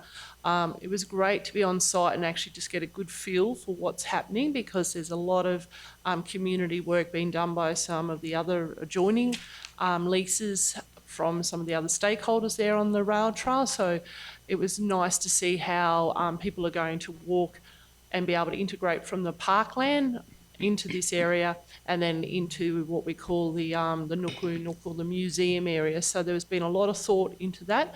It's a complex site. There's a lot of drainage and a lot of natural contours and items that have to be considered. So thinking forward and working with the RSL, we know very much that the idea is to have the march go down the rail trail, and that may in the future also mean some of our veterans may need to be transported down the rail trail. So how does some of those vehicles exit the rail trail once they're on there?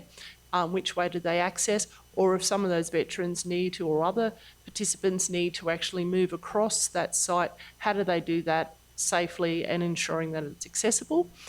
So we talked on site about maybe some additional area for parking, particularly for those cars that are, dropping people off that may have some accessibility difficulties. So what we really need to do, and that's included in this first step, is really just go back and talk to the RSL just how that design and that accessibility issue could be resolved. And we will take that in consideration through the design process going forward. So, yeah, just a little bit more work to work through there, because obviously those people and others will need to get over some of those waterways or drainage areas, and we just need to make sure that we've got that covered off. And then from that, we'll certainly move into the finalising the actual area for the lease. So it might be that they do need a little bit of extra land for a few car parking areas. So that's where it's at. It was really a great opportunity to be on site and actually identify those items with the community, and very much a partnership approach with RSL to actually resolve it going forward. Thank you, Manager Leanne, and thank you for getting this report to this meeting, because I was pushing fairly hard, and I know that you were hoping to get it in January, but we pushed and you've done a great job. So thank you for getting this report in. Or Rebecca, whoever got it to the table, so that's great. So, because I know that there's they're wanting to work as quickly as possible to get some outcomes and grab some grants opportunities. So, all right, are we ready to vote? Put to the vote all those in favour, against, carried. Thank you, and thank you to the representative from Blackbutt RSL sub-branch for coming along to listen to the debate. So the next item is item 13.6 on page 171, and this is the development permit for material change of use at the Bunya Mountains.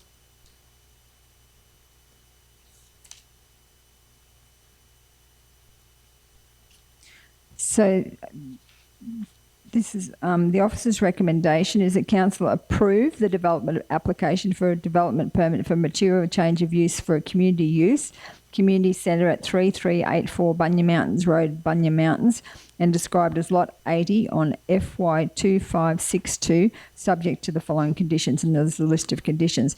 So I'll ask for someone to move that. Councillor Little, seconded by Councillor Deneen. So Councillor Little.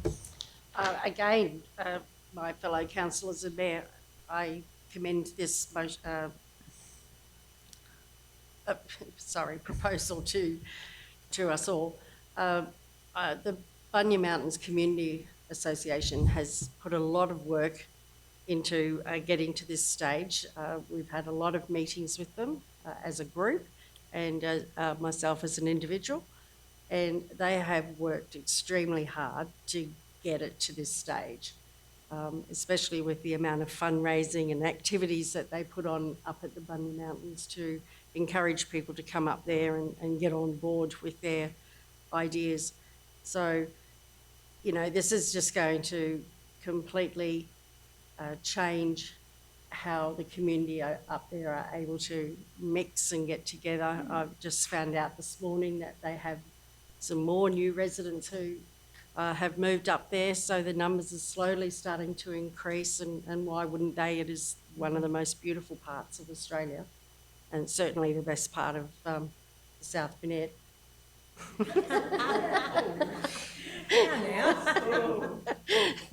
In my opinion. Yeah, so, you know, they're keen as mustard. We know that this is something that is actually going to come to fruition, and yeah, so they've worked really hard to get to this stage, and yeah, I hope we all can vote in favour of it. Thank you, Councillor Little. I'd like to acknowledge the representatives who are in the room and have waited till 11:30 and listened to all of the other meeting procedures before we got to this particular one. But yeah, it is an exciting time for the this particular group, and I'm really pleased that our council has been able to work closely, and particularly through Councillor Little, to arrive at this outcome, because I know it's been a long, hard road for the community group to try and get a spot. And so now we've got to this stage for material change of use. I think it's a wonderful outcome, and yes, the wheels of council turn slowly, but we're getting there. So congratulations to the community group for the hard work that you've put in to reach this point in time. And hopefully, yeah, we'll soon see the big the building, and we'll be cutting some ribbons. And that would be exciting. So any other comments, questions? Everyone happy to vote? Put it to the vote. Oh, no, Councillor Sander. I just hope that other people happy with the conditions set out in here. The conditions? They can appeal these decisions, some of them. So No idea. through you, Madam Mayor, so out of today, so these conditions, they will have their appeal period. Once they get these conditions, that they can come back on and negotiate any of the conditions with council. Yeah. So yeah, thanks for the question.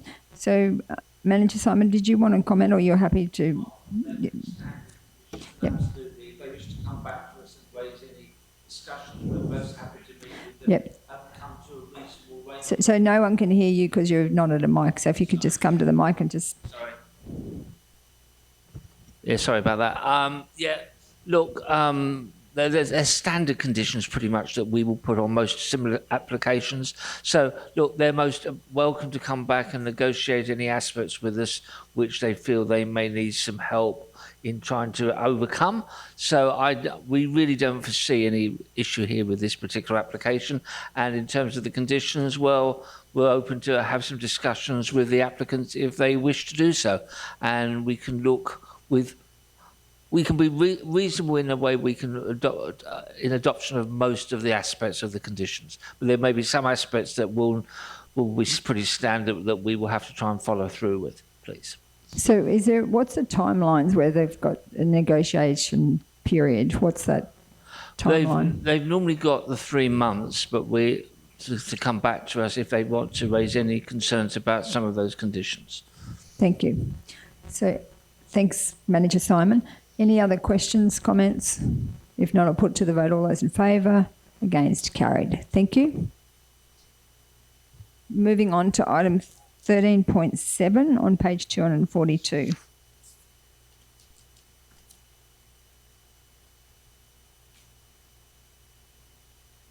So this one here is the development permit for Poole Street for subdivision over 2 stages at 19 Poole Street, Maidenwell. So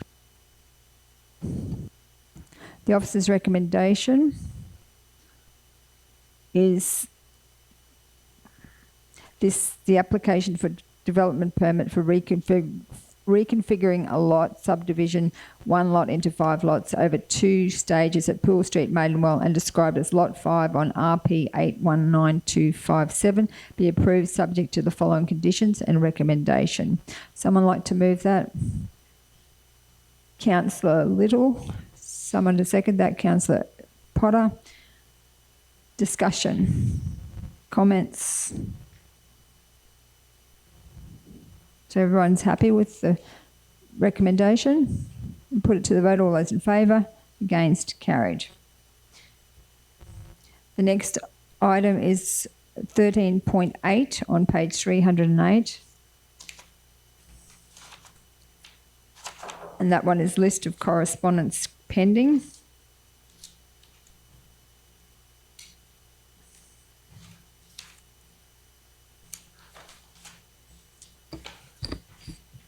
The officer's recommendation is that the list of correspondence pending completion of assessment report as at the 9th of December 2025 be received and noted.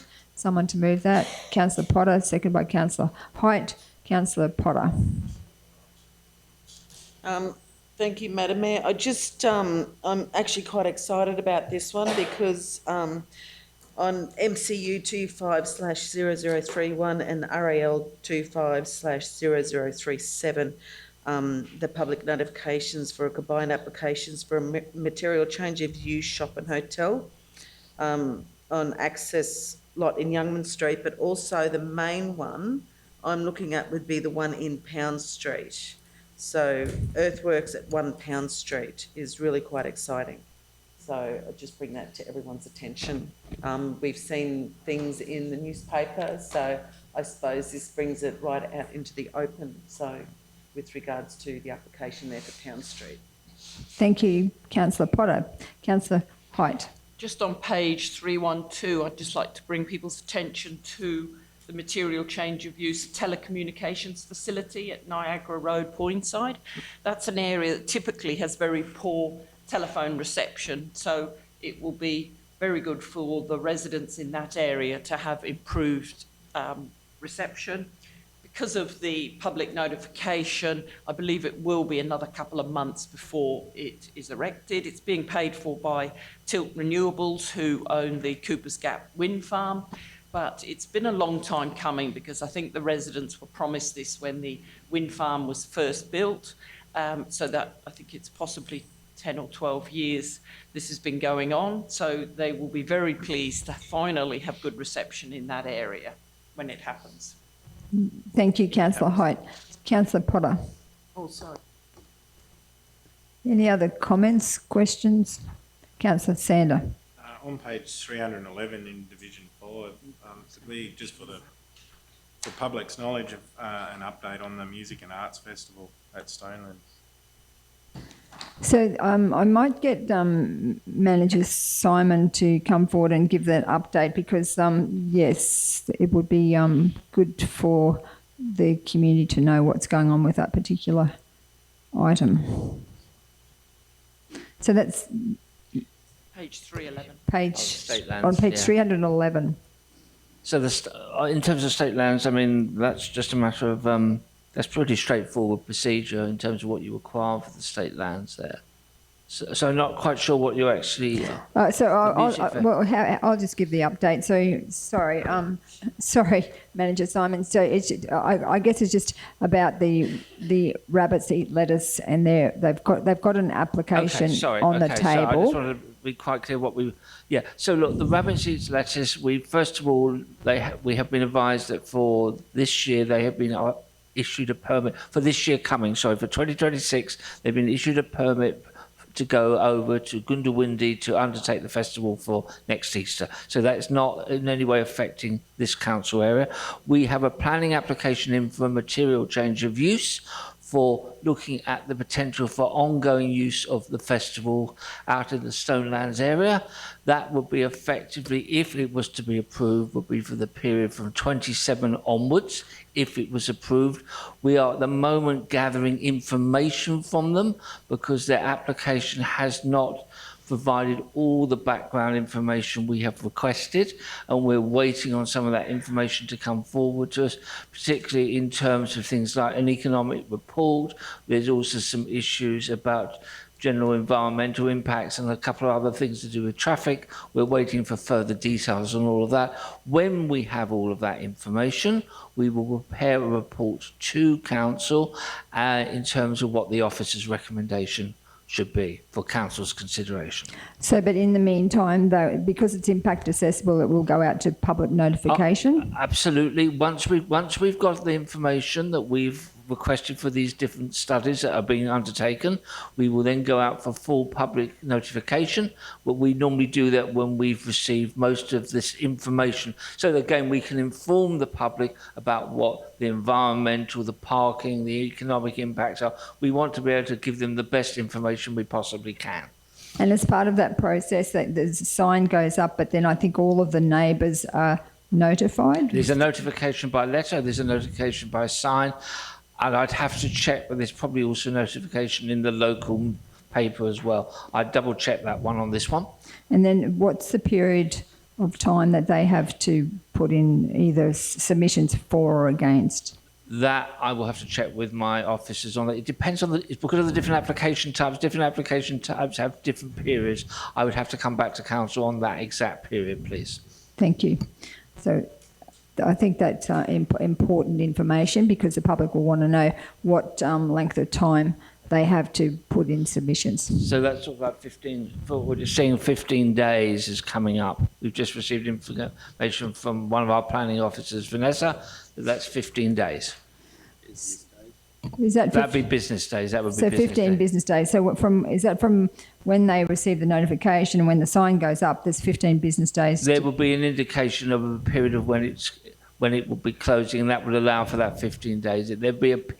We will be stating when that date opens and when it closes, and it sounds like from what we're receiving coming through of 15 days. Thank you, Councillor Sandra. Are you happy with that response? Yeah, thank you. Councillor Erkins. I know that there has been a great amount of dissent on Facebook from a small number of people. And one of the things that I would just like to draw attention to the fact, and I know I've raised it several times at workshops with my fellow councillors, and most of us did go to the Rabbits Eat Lettuce and spoke to the people there. Many of the people who attended that festival are the same people who go to Woodford and the Woodford Festival there. The government in 2024, the government gave $2 million in grants to Woodford, and it brings an economic value of $29 million over the year to that thing. And I just would like the community to know that there are a lot of people who support it, and those people probably need to also notify their councillors whether they support it, so that we're not just getting feedback from those few who were very vocal to myself, I don't know about others, because of our support of the festival. Because I think it brought a great economic impact into our community. I'm getting evil looks from some. Councillor Oakes, it's in the that process. So I think that we need to. I understand I understand what we're talking about, but I don't want people to think that it's an evil thing coming to the area. Let them look at it with open minds, and we're concentrating on what time period people have got to object to it.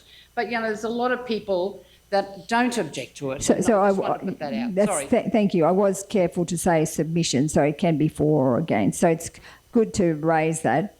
Thank you, Councillor Oakins, because you can put forward a submission that you actually want it to happen, or you can put a submission against it. So that is needs to probably be out there, because most people think a submission would be an objection. So thank you, Councillor Oakins. Any other comments? So Manager Simon, did you want to... I was just going to clarify again that we are gathering all those reports. When we have those, we will go out for the appropriate period of public consultation. We will listen to all submissions. That will all be part of the final report that goes in front of Council for consideration. So look, all matters will be fully considered, and I just want to be rest assured that this matter will be fully considered and put appropriately to Council for your full appropriate consideration. Thank you, Manager Simon. Any other comments, questions? Ready to vote? Put it to the vote. All those in favour? Against? Carried. The next item is 13.9 on page 313, Delegated Authority Reports. So the officer's recommendation is that South Burnett Regional Council note and receive the Delegated Authority Report for the month of November 2025. And there's a list there. So would someone like to move that? Councillor Potter, second by Councillor Sander. Any discussion? Comments? Put it to the vote. All those in favour? Against? Carried. The next item is item 14.1 on page 314. And that one there is to do with the Lyle Vidler Oval.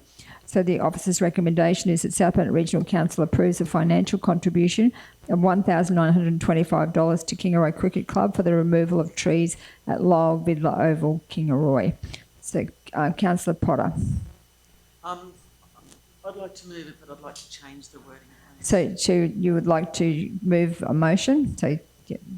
Okay, so do you want to just read out what you'd like to add or change with that particular recommendation? That the South Burnett Regional Council, I'm just taking this, I'm ad-libbing this, so please be aware of that. South Burnett Regional Council asked the Kingaroy Cricket Club to apply for the community grants February round, up to $3,000.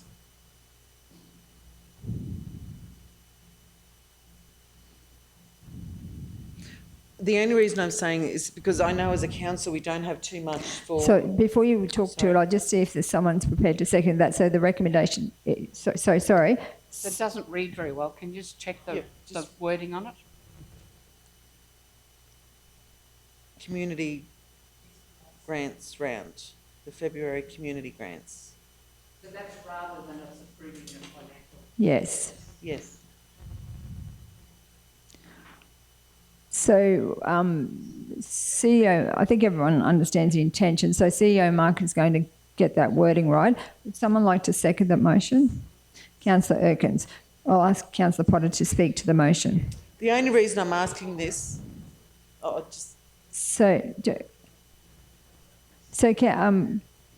Councillor Little and Councillor Hyde, we just got Councillor Potter is going to speak to the motion. Thank you, Madam Mayor. The only reason I'm saying this is because I realise that council do not have too much money in their back pocket to actually just be forking out and doing things like this. especially parks and gardens, for the removal of trees. I know, I don't even think we put money in the funds for removal of trees. So I'm just very aware of that. And we've got the community grants round coming up in February. So as long as we get them to apply for that in the February round of the community grants, I think that that's going to be the best of both worlds for all of us. Thank you. So I think, Councillor Potter, did you want to add about the potential planting of trees as well, or did you? Oh, actually, yeah, we did, and we thought that, so something along the lines of getting Dallas to suggest trees to plant, to replace those with. We really need the expertise, of... Madam Mayor, can I just interrupt, because that is still not reading right. It's saying that we are approving a financial contribution, which... No, it's the bottom one. It's the second one. It's the second dot point. Yeah, so we've just left the original wording in case it doesn't get... This is not an amendment. She's moving a motion. Yes, because we haven't had the... And if that's right, yes. If you voted down, well, then the original, it's almost a foreshadowed. So if you voted down, well, then the first one still applies. So the moment you vote up or down, this one will delete the first piece. It is a separate resolution, you're correct, Councillor. So the one that Councillor Potter has moved and the one that you've seconded is that second piece. Yes. So the suggestion of shade, is that, do you want to just tidy that wording up to CEO Mark, please? Councillor Potter, Councillor Erkins. I would still like that to say that the council doesn't approve a financial, but we suggest that they apply for the grant. Which, unless the mover and seconder both agree, we'll just put South Bay Regional Council does not approve the contribution. However, we... Yes, that's right. Yeah, okay. That's right. The only, Mayor, I'm just going to be a bit piggy. Sorry, okay. All right. That's what you want, but we're not So it just doing the money, disappears. we're telling them And to- if you've moved this one, you're not acceding to the grant because there is no action. So the actual original recommendation creates an action to pay money.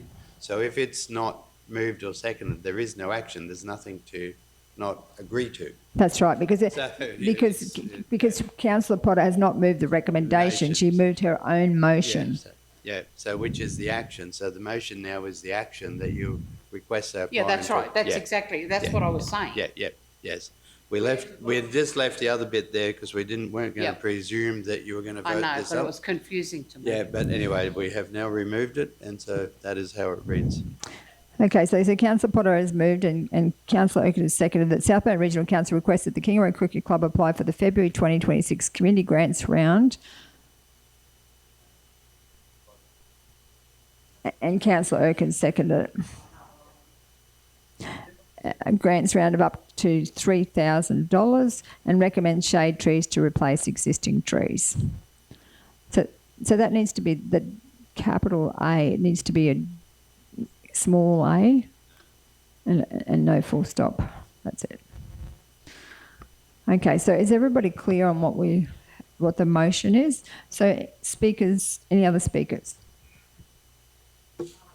Councillor Little. Yeah, I'm just, I don't know whether I'm for or against this really. I'm a little bit concerned that it's sounding like all they have to do is apply for the 3,000 and we're going to give it to them. Yeah, and of course they are assessed, and they may not get any money or anywhere near $3,000, where the original motion actually gave them half to remove the trees. We don't know how many applications we are going to get in for the community grants.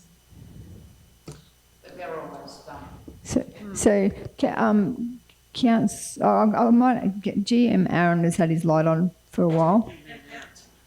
Thank you, Mayor. I might just head over to Leanne. There just might be some eligibility issues in relation to this. I might just get it explained to council before they consider their motion. Okay, thank you. Thank you. Just wanted to confirm that the trees have actually already been removed. So if you just have a look through the report there, due to the risk and concern around the property, infrastructure and pedestrians moving in and out of a very busy clubhouse, the recommendation was for the trees to be removed.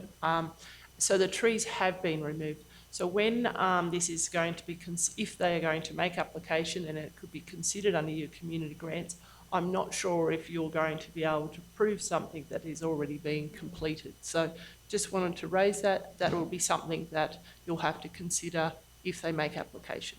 So, Manager Leanne, sorry, did they pay for it themselves?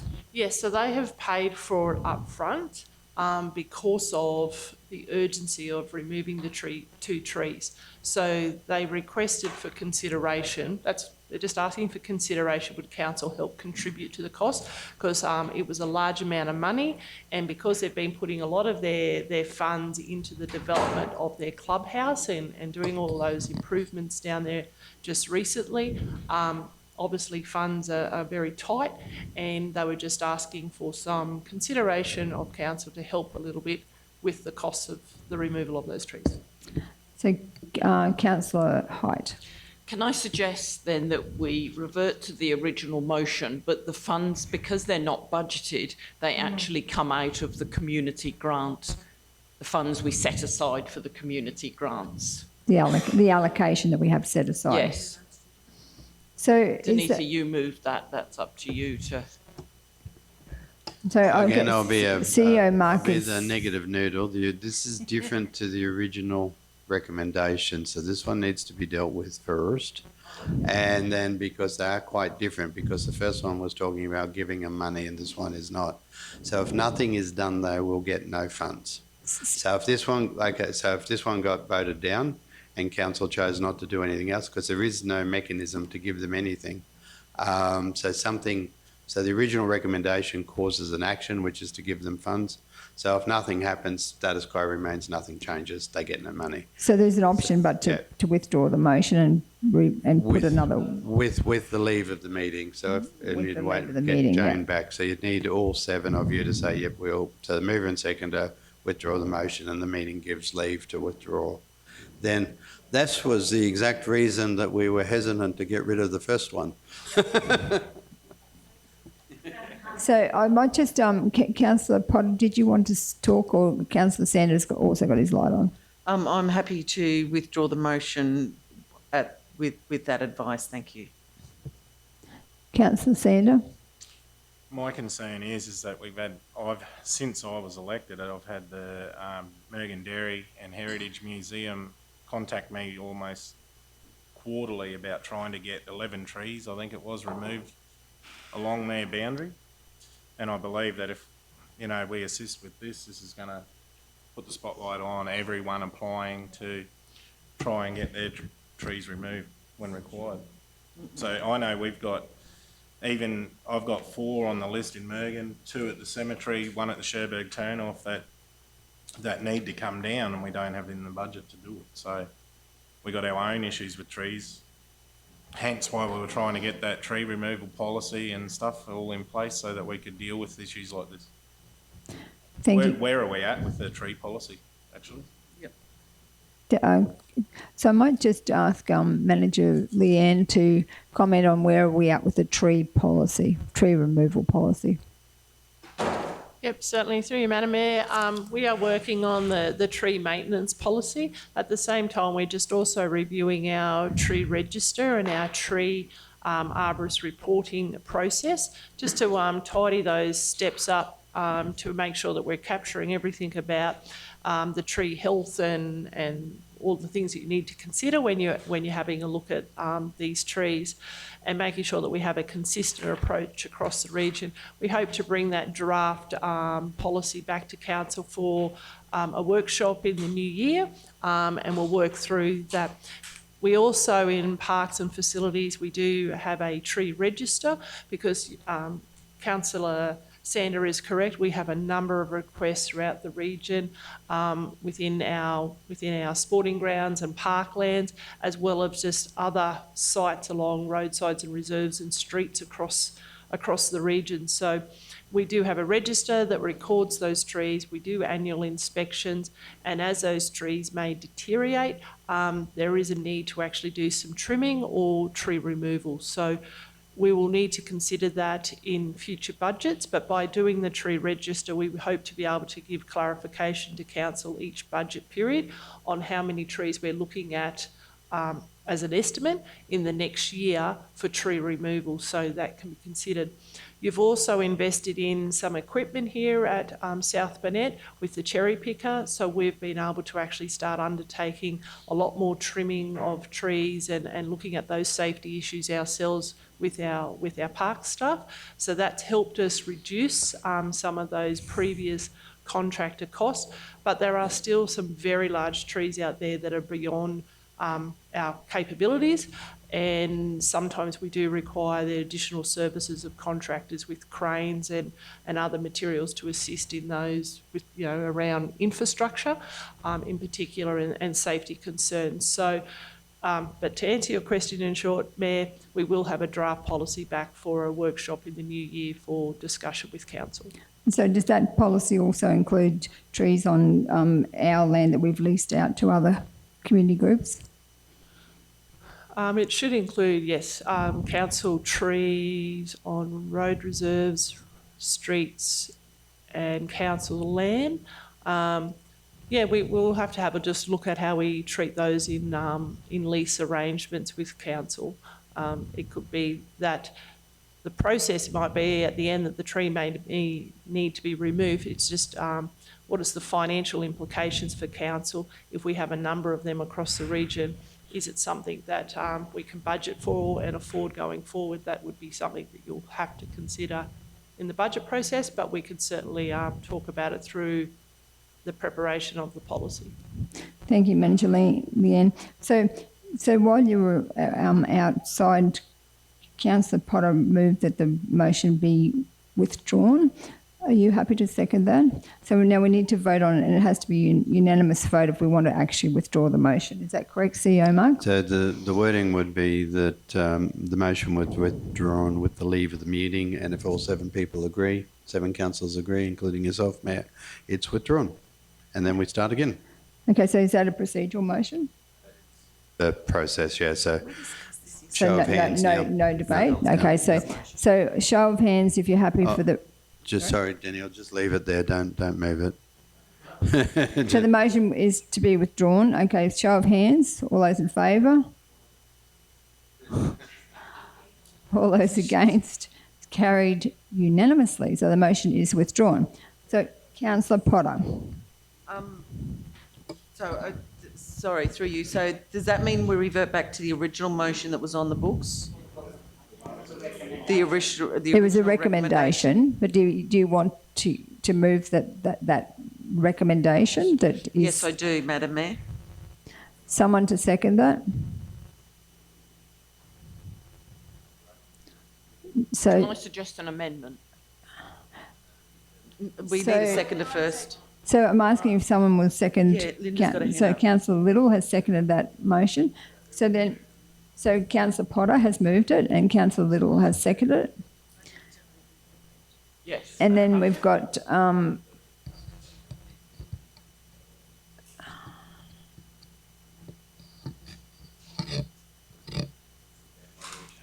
so now we've got an amendment. So this is Councillor Hyder's moving an amendment, which is another separate motion. Well, because the amendment then becomes the motion, then you revert back. So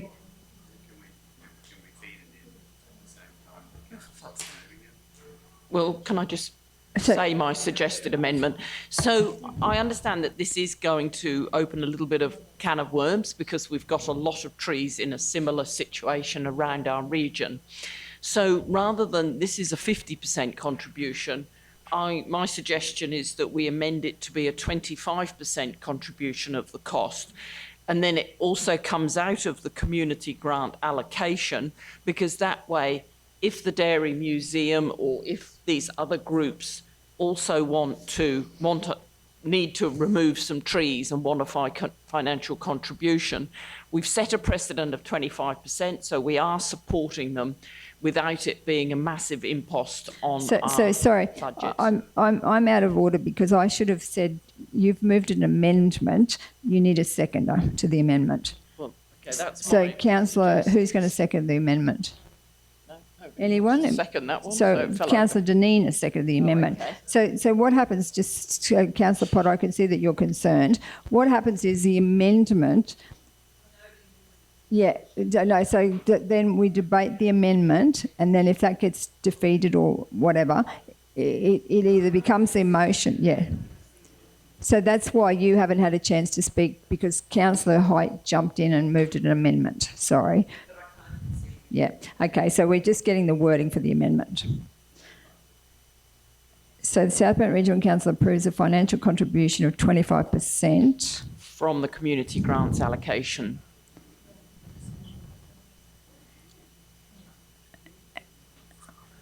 Because then if we get more... And that's... grants. And then that has been seconded by councillor Deneen.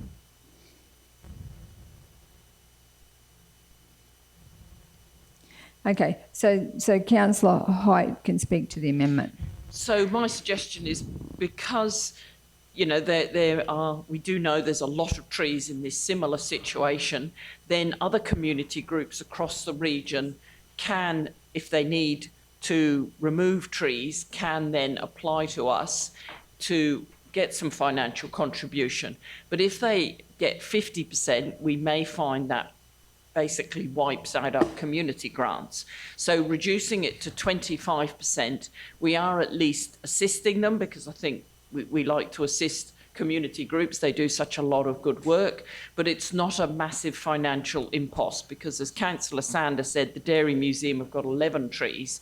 So if we've set a precedent of supporting groups removing trees, they will only remove them if they are dangerous, and we've put a bit of a set a precedent as what our limit is as to how much we contribute towards it. So that's my reasoning. Thank you, councillor Height. So I was of the opinion from Manager Leanne's comments is that they've already removed the trees. It was a huge cost, and this is only a percentage of that cost. Is that correct? 50. It's 50%. So now you're saying cutting it into 25. Okay. All right. Okay. So someone else to speak to that amendment? So we're probably anyone speaking against the amendment? Councillor Potter. Thank you, Madam Mayor. Just letting people, this is land that council owns. This is land that we had a council arborist go to and tell them there was issues with the dead tree, and there was splits and potential failure in the other tree, and that we told them to remove them due to their hazardous nature. And it's on council land, they lease it from council. So I'm thinking that we have a responsibility here. I know there are other lands that we've got other places but not all of these are council. Some of them are road reserves, which is main roads. Some of them are on private land. So not all of them.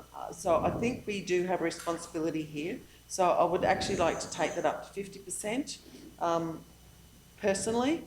But yeah, so I'm speaking against this motion, Madam Mayor. Thank you, Councillor Potter. Councillor, who had their light on next? I'm for.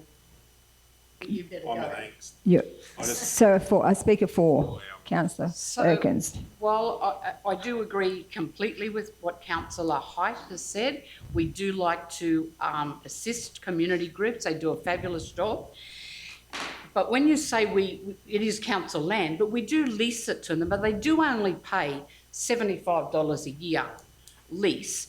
And I have community members who ring me up absolutely in tears and so stressed about trees that are outside their place. If it comes down, it's going to land on their house.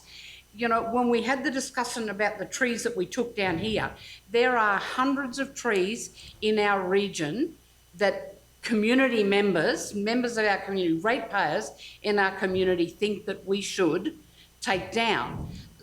So I'm supportive that we look at 25%, that's giving them a hand. It's also giving any other community organisation the option to apply for a community grant. When it comes into this one says that we fund it through the community grant, but other organisations then can make a submission. It's not saying we're going to fund everybody's tree.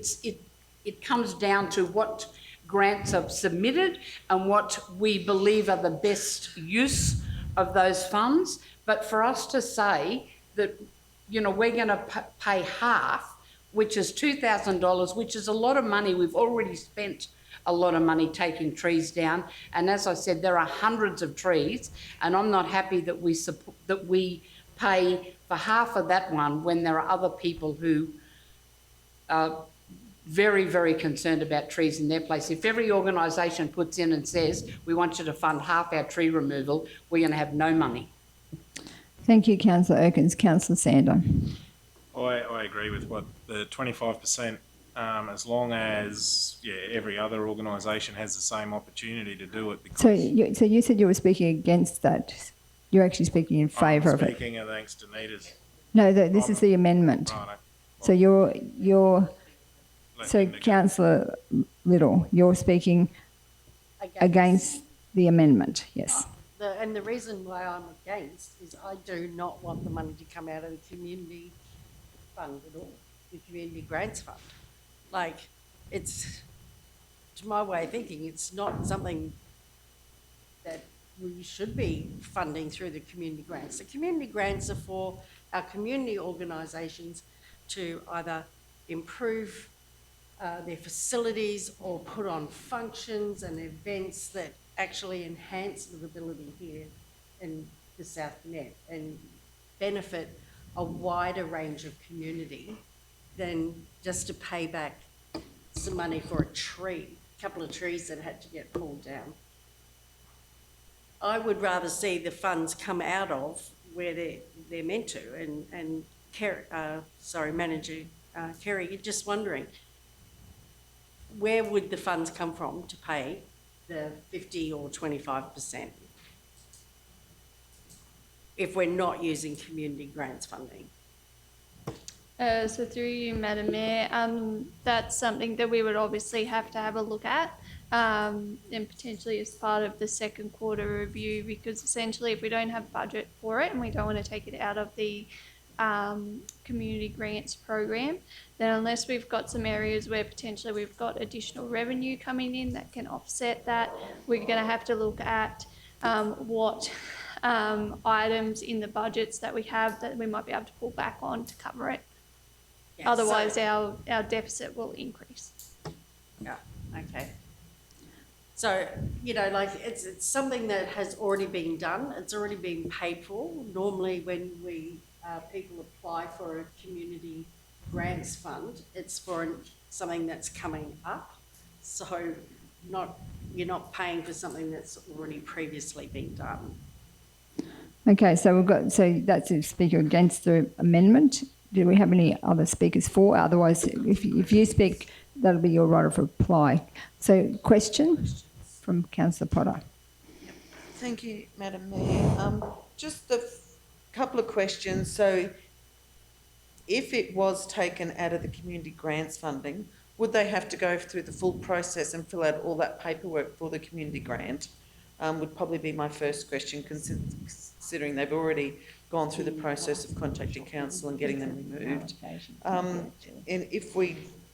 So that would be my first question. So what would be the answer to that one? Because that'll denote if I need a second question. Through you, Madam Mayor, that's a good question.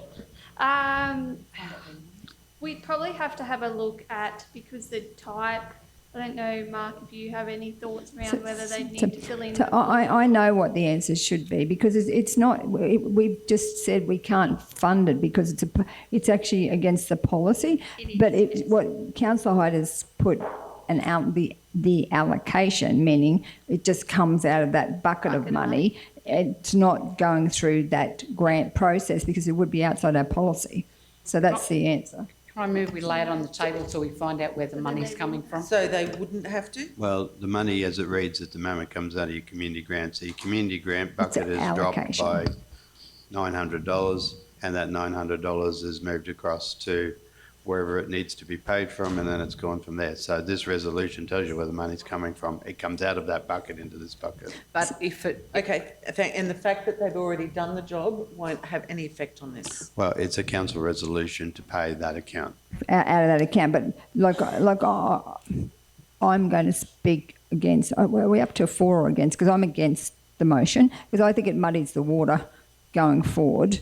Because if the community groups want to get a grant to remove trees, it should be through that proper process. But if we start taking it out of that allocation, it's just messy. It should come out of our operational budget for parks and gardens rather than taking it out of the grant allocation. Because I agree with Councillor Little, it's not what that's meant for. So So I'm against the amendment. So who's for it now? Councillor Dineen. I'm for the amendment in the fact that the 25%, I think this case is quite complex. I agree with Councillor Little not taking it out of the community funding, but it has to come from somewhere. It's much more logical to take it out of the Parks and Gardens budget. And it's all just such a process. I just think that perhaps we should have discussed this more thoroughly in the first place and came up with a good solution, because we've recommended that they take the trees down. So there was no way for them to leave them there, then apply for a grant through a community. So this, I think once we have a tree policy in place, this type of thing won't happen, and we can deal with this individual case, which is a little bit extraordinary, now with at least the 25%, we're kicking in some money to help them. They've already paid it.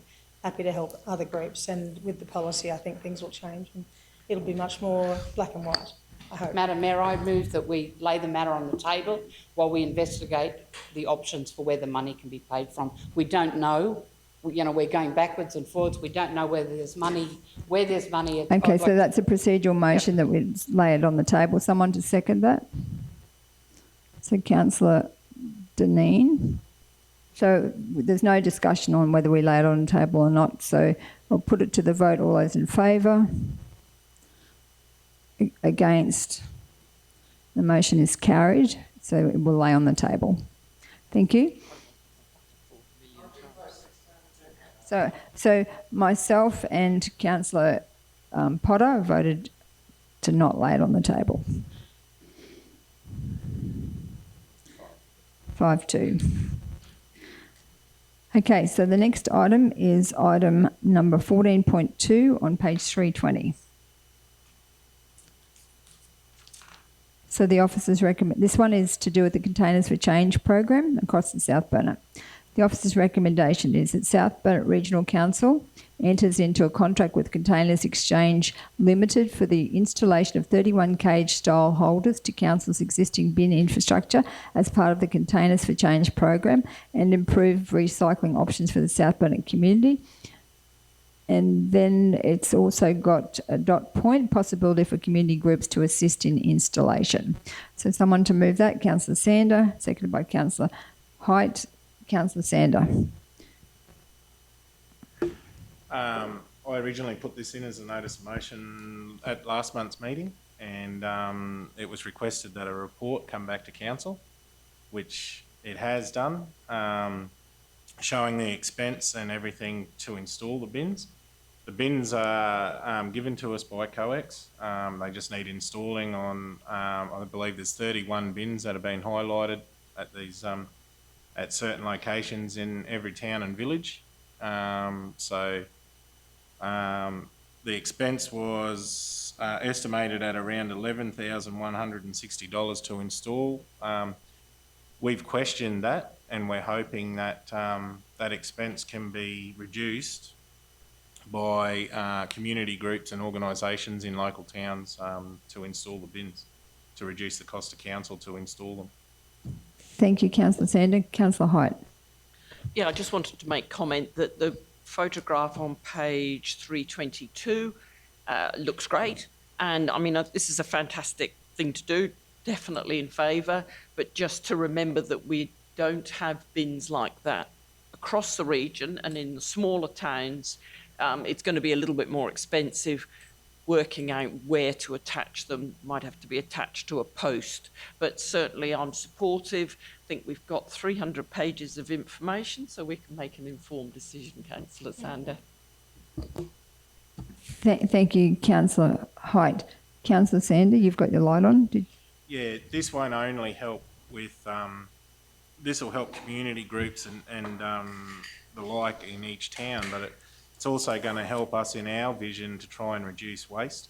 So this is going to help in two aspects and help community groups as well. So we're just we're pleased that, well, I'm pleased that my notice of motion has now been, you know, I believe it'll come to fruition and we'll get some recycling happening in the local towns. Thank you, Councillor Sander. I'll take that as a right of reply. So we'll put it to the vote. All those in favour? Against? Carried. Thank you. And congratulations on finally getting that up, because I know that you've tried for a very, very long time and you've succeeded, and it's a good outcome. So thank you. The next item is item 14.3 on page 604.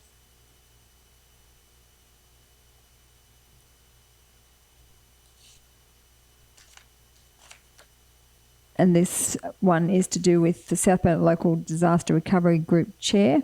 The officer's recommendation is that South Bennett Regional Council appoint Councillor Danita Potter as the South Bennett Local Disaster Recovery Group Chair. I'd like to move that one and someone to second that. Councillor Height. I just wanted to commend Councillor Potter on her role as the Local Disaster Management Group Chair for the last 4 years. She's done an amazing job, but due to the state government changes, they want or would prefer the mayors to chair those local disaster management group meetings. So I've taken that role on. But just a big shout out to Councillor Potter, and I know that she's been the recovery chair before, and I know she'll do an amazing job in that role. So I just wanted to give a big shout out to Councillor Potter. So any other comments? All good. Put it to the vote. All those in favour? Against? Carried. So now we're moving on to the item 14.4 on page 606, and this one is a Resource Recovery Boost Fund Stream 2. The officer's recommendation is that South Bennett Regional Council nominate the Resource Recovery Station under Stream 2 of the Resource Recovery Boost Fund to the total value of $5 million. Would someone like to move that? Councillor Little, seconded by Councillor Potter. So, Councillor Little, did you want to speak to this one, or okay, Councillor Little. Okay, thank you, Mayor. So whilst this is slightly different to the motion that I put up in last month's meeting, I'm still really happy to say that we are, as a council, moving forward in our efforts to recycle. And I think this will actually be an absolute boon for our region. And I look forward to hopefully full support and moving this along and the funding being approved. So I might just, I know that Councillor Height's got a light on, but Manager Jennifer, did you want to come to the microphone and just explain this particular project?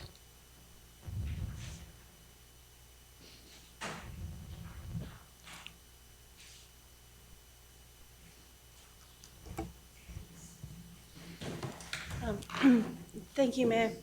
So basically, David and the team have been working to put together essentially a material recovery facility that's going to work on recovering waste streams that are our most prevalent, that are going into landfill now. So basically, we have pretty much very limited capacity for sorting waste here locally. So this is, I guess, the first step in building that capacity within our region, for the whole of region, to start sorting waste. Once we start the sorting process, we then have capability to then, I guess, divert waste from the landfill, but then also build what essentially the industry calls feedstocks, and then repurposing that. So some can be baled and sent back to Cherbourg for plastics and that style recycling that's not currently going through our yellow lidded bins.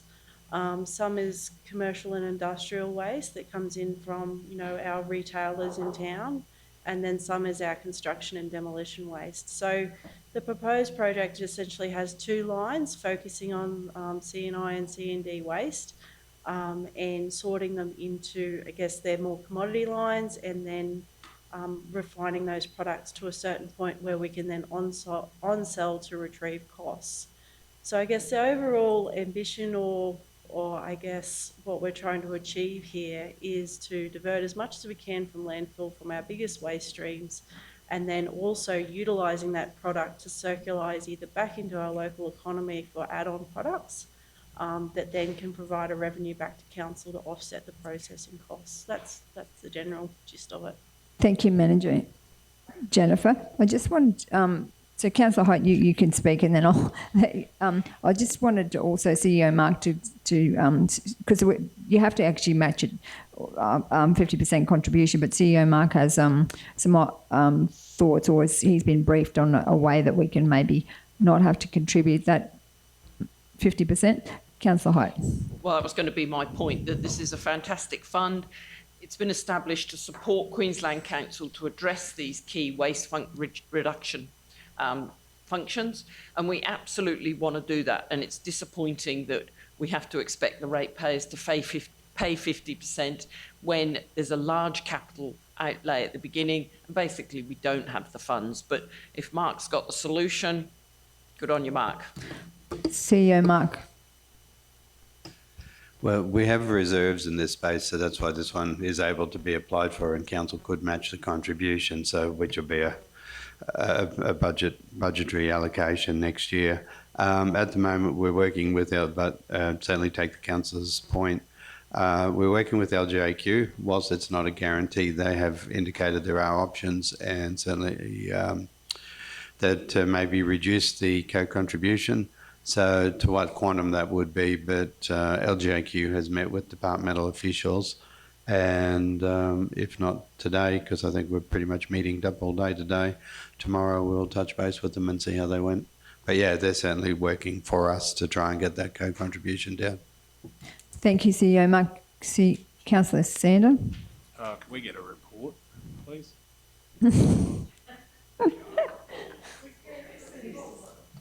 It's not very extensive. I think that for the benefit of those listening online, I think that's said tongue in cheek. So, Councillor Potter. Yep.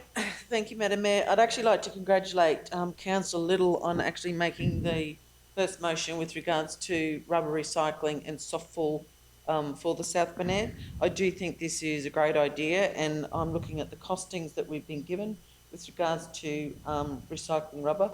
I know they say that our tyres are cost neutral, but but our softfall isn't. Our softfall is extremely expensive, and in some cases it costs more than the cost of the actual play equipment for the parks. And moving forward, it's getting more and more expensive. So I'm actually all for this, but I would like to know, if we do this, whether it's going to go straight for the machine that does the rubber recycling, or what it's actually going to be used for. I know we've got the application here, but I would like to sort of probably a little bit more detail as to do we have to put exactly what we're using it for, or what were your thoughts, Jen? Manager Point. Through the Mayor, so we've started putting together a pretty comprehensive project plan for delivering this capital works project, and started some initial costings and some very high level engineering drawings, and speaking to waste industry experts about the right style and type of each element, from the conveyor belts to the trommels to the shredders, and how it's actually going to work, which parts are manual labour, which parts can we automate. So we're starting from a pretty, I guess the lowest cost base that we can, because we're starting at capacity zero. And then obviously this machinery is going to have a life. So looking at that whole of life costing and those depreciation costs over the life cycle of the project of the machinery, and then obviously digging into the operational costs. I think it is a big bite, you know, investing in this sort of infrastructure, and it is a big pivot.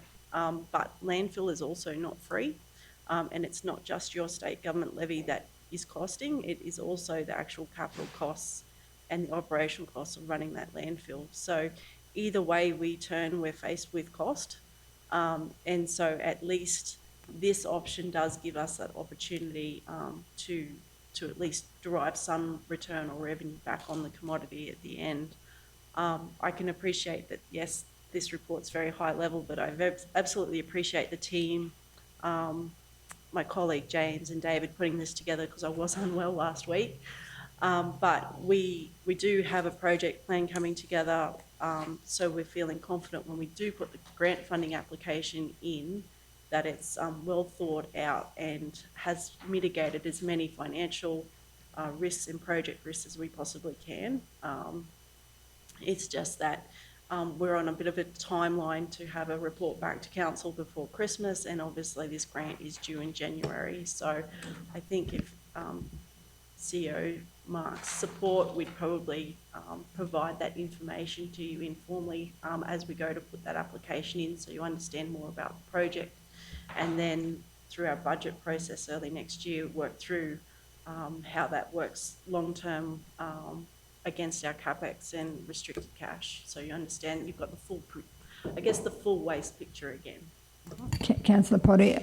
Yeah, so just as a follow-on, I'm just, there was some paperwork given to Councillor Sander yesterday with regards to the recycling plant.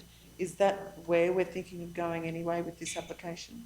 Is that sort of what you're thinking as a definite? So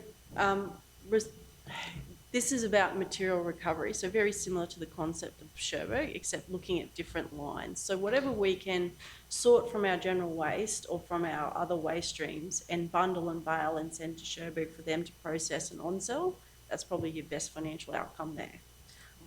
For your other waste materials like your organic waste, wood, concrete, things that we can do, create a feedstock that we can put back into, say, an anaerobic digester, which, as you know, I've done the Circular Economy Precinct business case on. Any of those feedstocks, we can then work with the state to come up with, I guess, outputs for that waste stream. So definitely a lot of those waste streams can be turned into a biogas and used for energy. So you would be essentially either selling the feedstock to another entity, or we would have internally, say, a biogas facility attached that creates energy, say, for a waste treatment plant or for another high using power outage facility within council. And so you would actually be turning that waste into a level of energy, and then you'd be recouping costs that way. So instead of obviously paying Ergon for the power, you're generating your own power. But my point is, until we start sorting waste, we can't efficiently do any of those on-sells, because we simply cannot pull waste apart. I mean, by far the best and easiest way is if we all in our households and our businesses sort our waste at the doorstep, and we have, you know, pathways from those, I guess, outlets that it comes to our transfer stations or management facilities already sorted. But I mean, it's just not feasible, it's not practical at this stage. So the next option is to sort it when it comes to our management facility. So just a follow-on question from that one.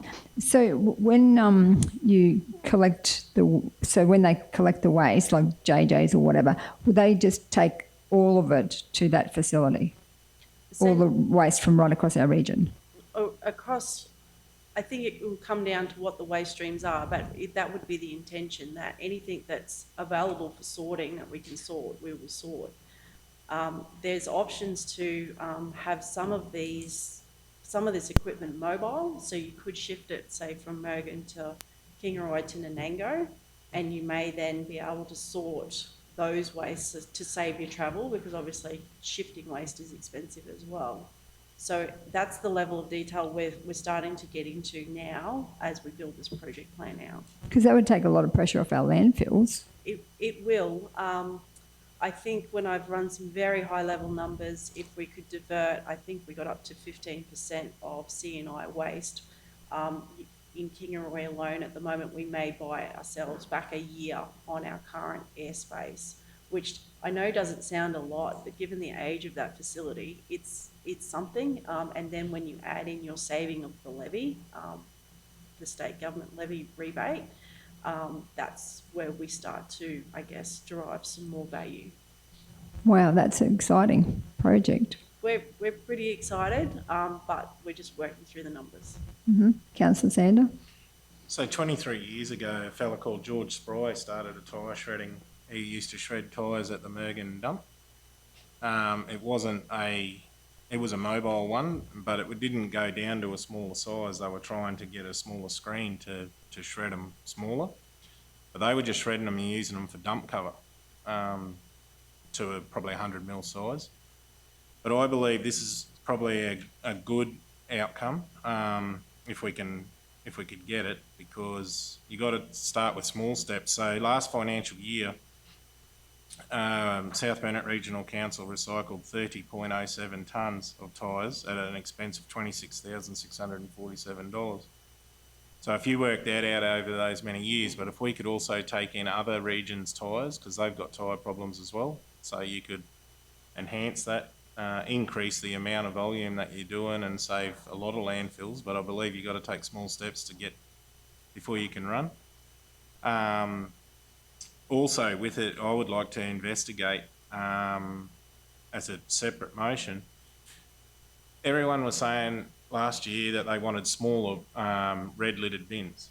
You know, there's some people that only half fill those bins. So is there a way that we can investigate putting separating those bins, putting a divider down the middle, having one side as red going into the landfill, one side going into recyclables, and then when the truck picks it up, you only have one truck with the divider down the middle. When it goes up, it seals and it goes either way into each bin in the divider as a cost-saving exercise.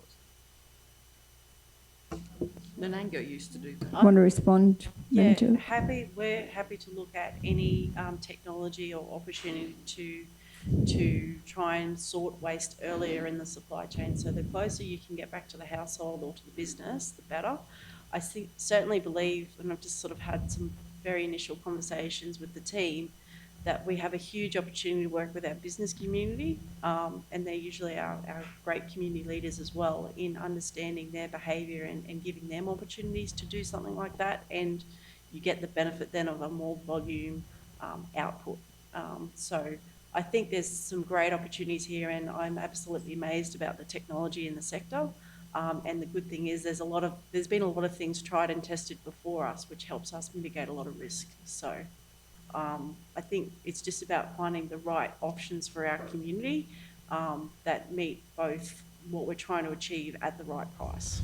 So do we, thank you, Manager Jen, do we need to then add a second dot point, or do you just take that as I think part of the this investigation? is a separate issue. I think if we run with this one, but then I can put in a notice of motion to get a report that everyone loves to investigate.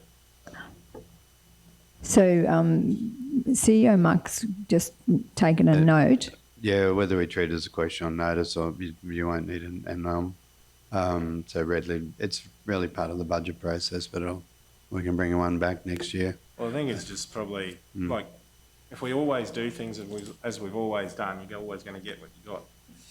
Yep. So I'm thinking if you want to, if we need to try and start doing something different, and if we can, a lot of people may fill a full bin, but a lot of people don't. And a lot of the retirees and that, they've been asking for smaller bins. Well, if we can reduce having 2 trucks running around to collect just the recycling and then one for the red bins, well, if you can halve that, it's going to be a huge saving for us as a council and the community in the long run.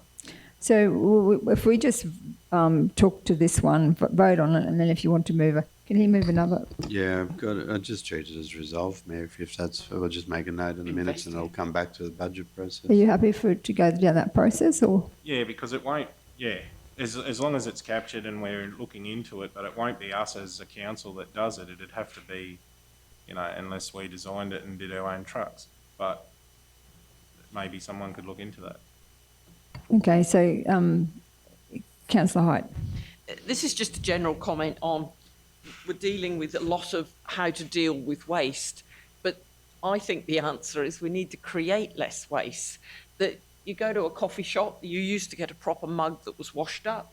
Nowadays you get a disposable cup which you use within 5 minutes and then it takes 100 years to break down. So we, I mean, when I say we as a society have a problem that we create far too much rubbish. There should be way more incentives for people who make one-use plastics, that we make it more expensive for them. You know, like people use reusable cups or they use mugs. We've got to go to the source, but certainly fully supportive of this. We've got to reduce the rubbish, but I just think we're nibbling at the edges. The problem is we create too much rubbish. Yes, exactly. That's exactly right. So, yeah, good comment. So, any other discussion, comments, feedback? Happy to vote. It's been moved and seconded, so I'll put it to the vote. All those in favour? Against? Carried. Thanks, Manager Jen. So, moving on to item 15.1 on page 608, and that one there is a question on notice machinery at depots. And the question was asked by Councillor Sander, review and report back on machinery availability at depots during Christmas shutdown. The recommendation is that the response to the question regarding machinery availability at depots during Christmas shutdown raised by Councillor Sander be received and noted. Councillor Sander, did you want to move that one? Moved by Councillor Sander, seconded by Councillor Height. Councillor Sander, are you happy with the response? Yeah, I just brought this up because being a machinery operator myself, sometimes I get called out for call-outs. And over the Christmas break last year and the year before, there's been difficulties in locating machinery and stuff, whether they were operational elsewhere. So I just wanted to ensure that the community, that if the storms and that did come this year like last year, that we were prepared for it and we had machines in close proximity to remedy any of the dramas that happen across the roads throughout the region. So, thank you, Councillor Sander. So it's been moved and seconded. Any other discussion? If not, we'll put to the vote. All those in favour? Against? Carried. So are we happy to break now for lunch and then do the closed afterwards? The confidential? Yep.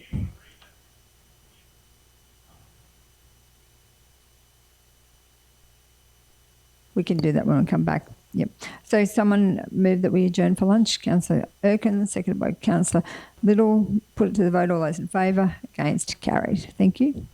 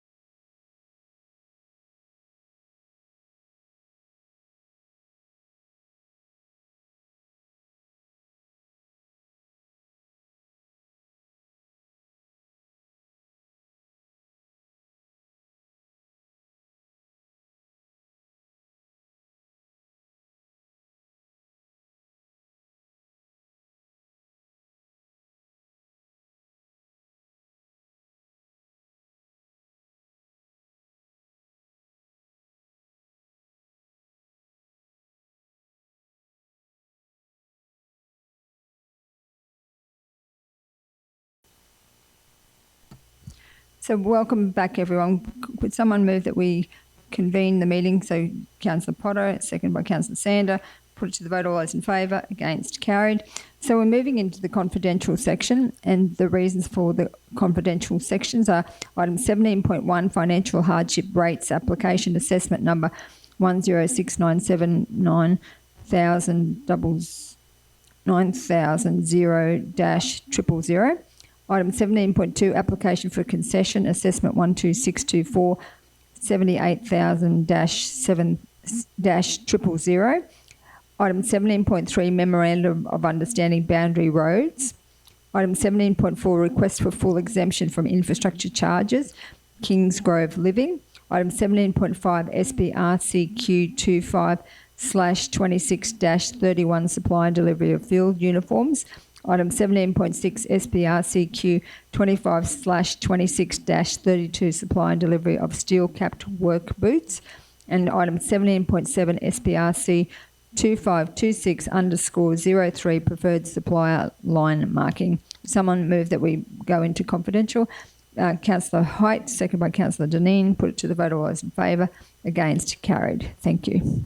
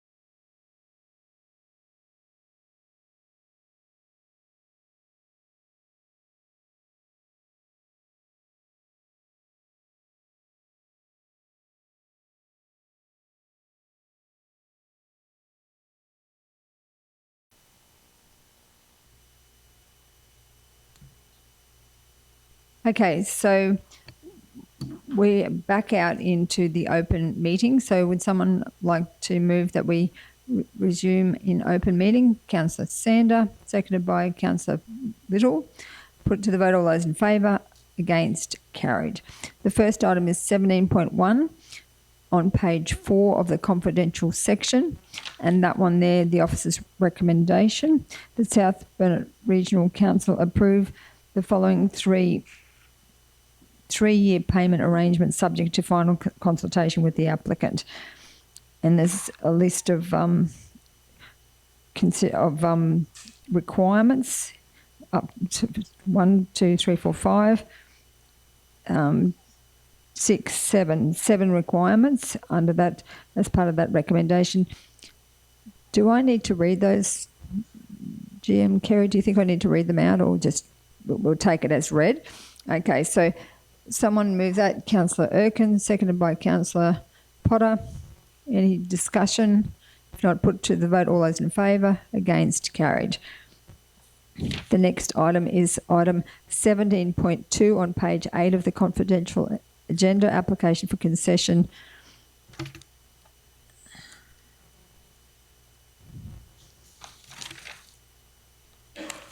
And that recommendation is the South Burnett Regional Council does not approve an ongoing rate remission for assessment 12624-78000-000 as it does not meet the intent of the policy. Would someone like to move that? Councillor Dineen, seconded by Councillor Height. Any discussion? Put it to the vote, all those in favour, against, carried. The next item is item 17.3 on page 25 of the confidential agenda, Memorandum of Understanding, Boundary Roads. 25.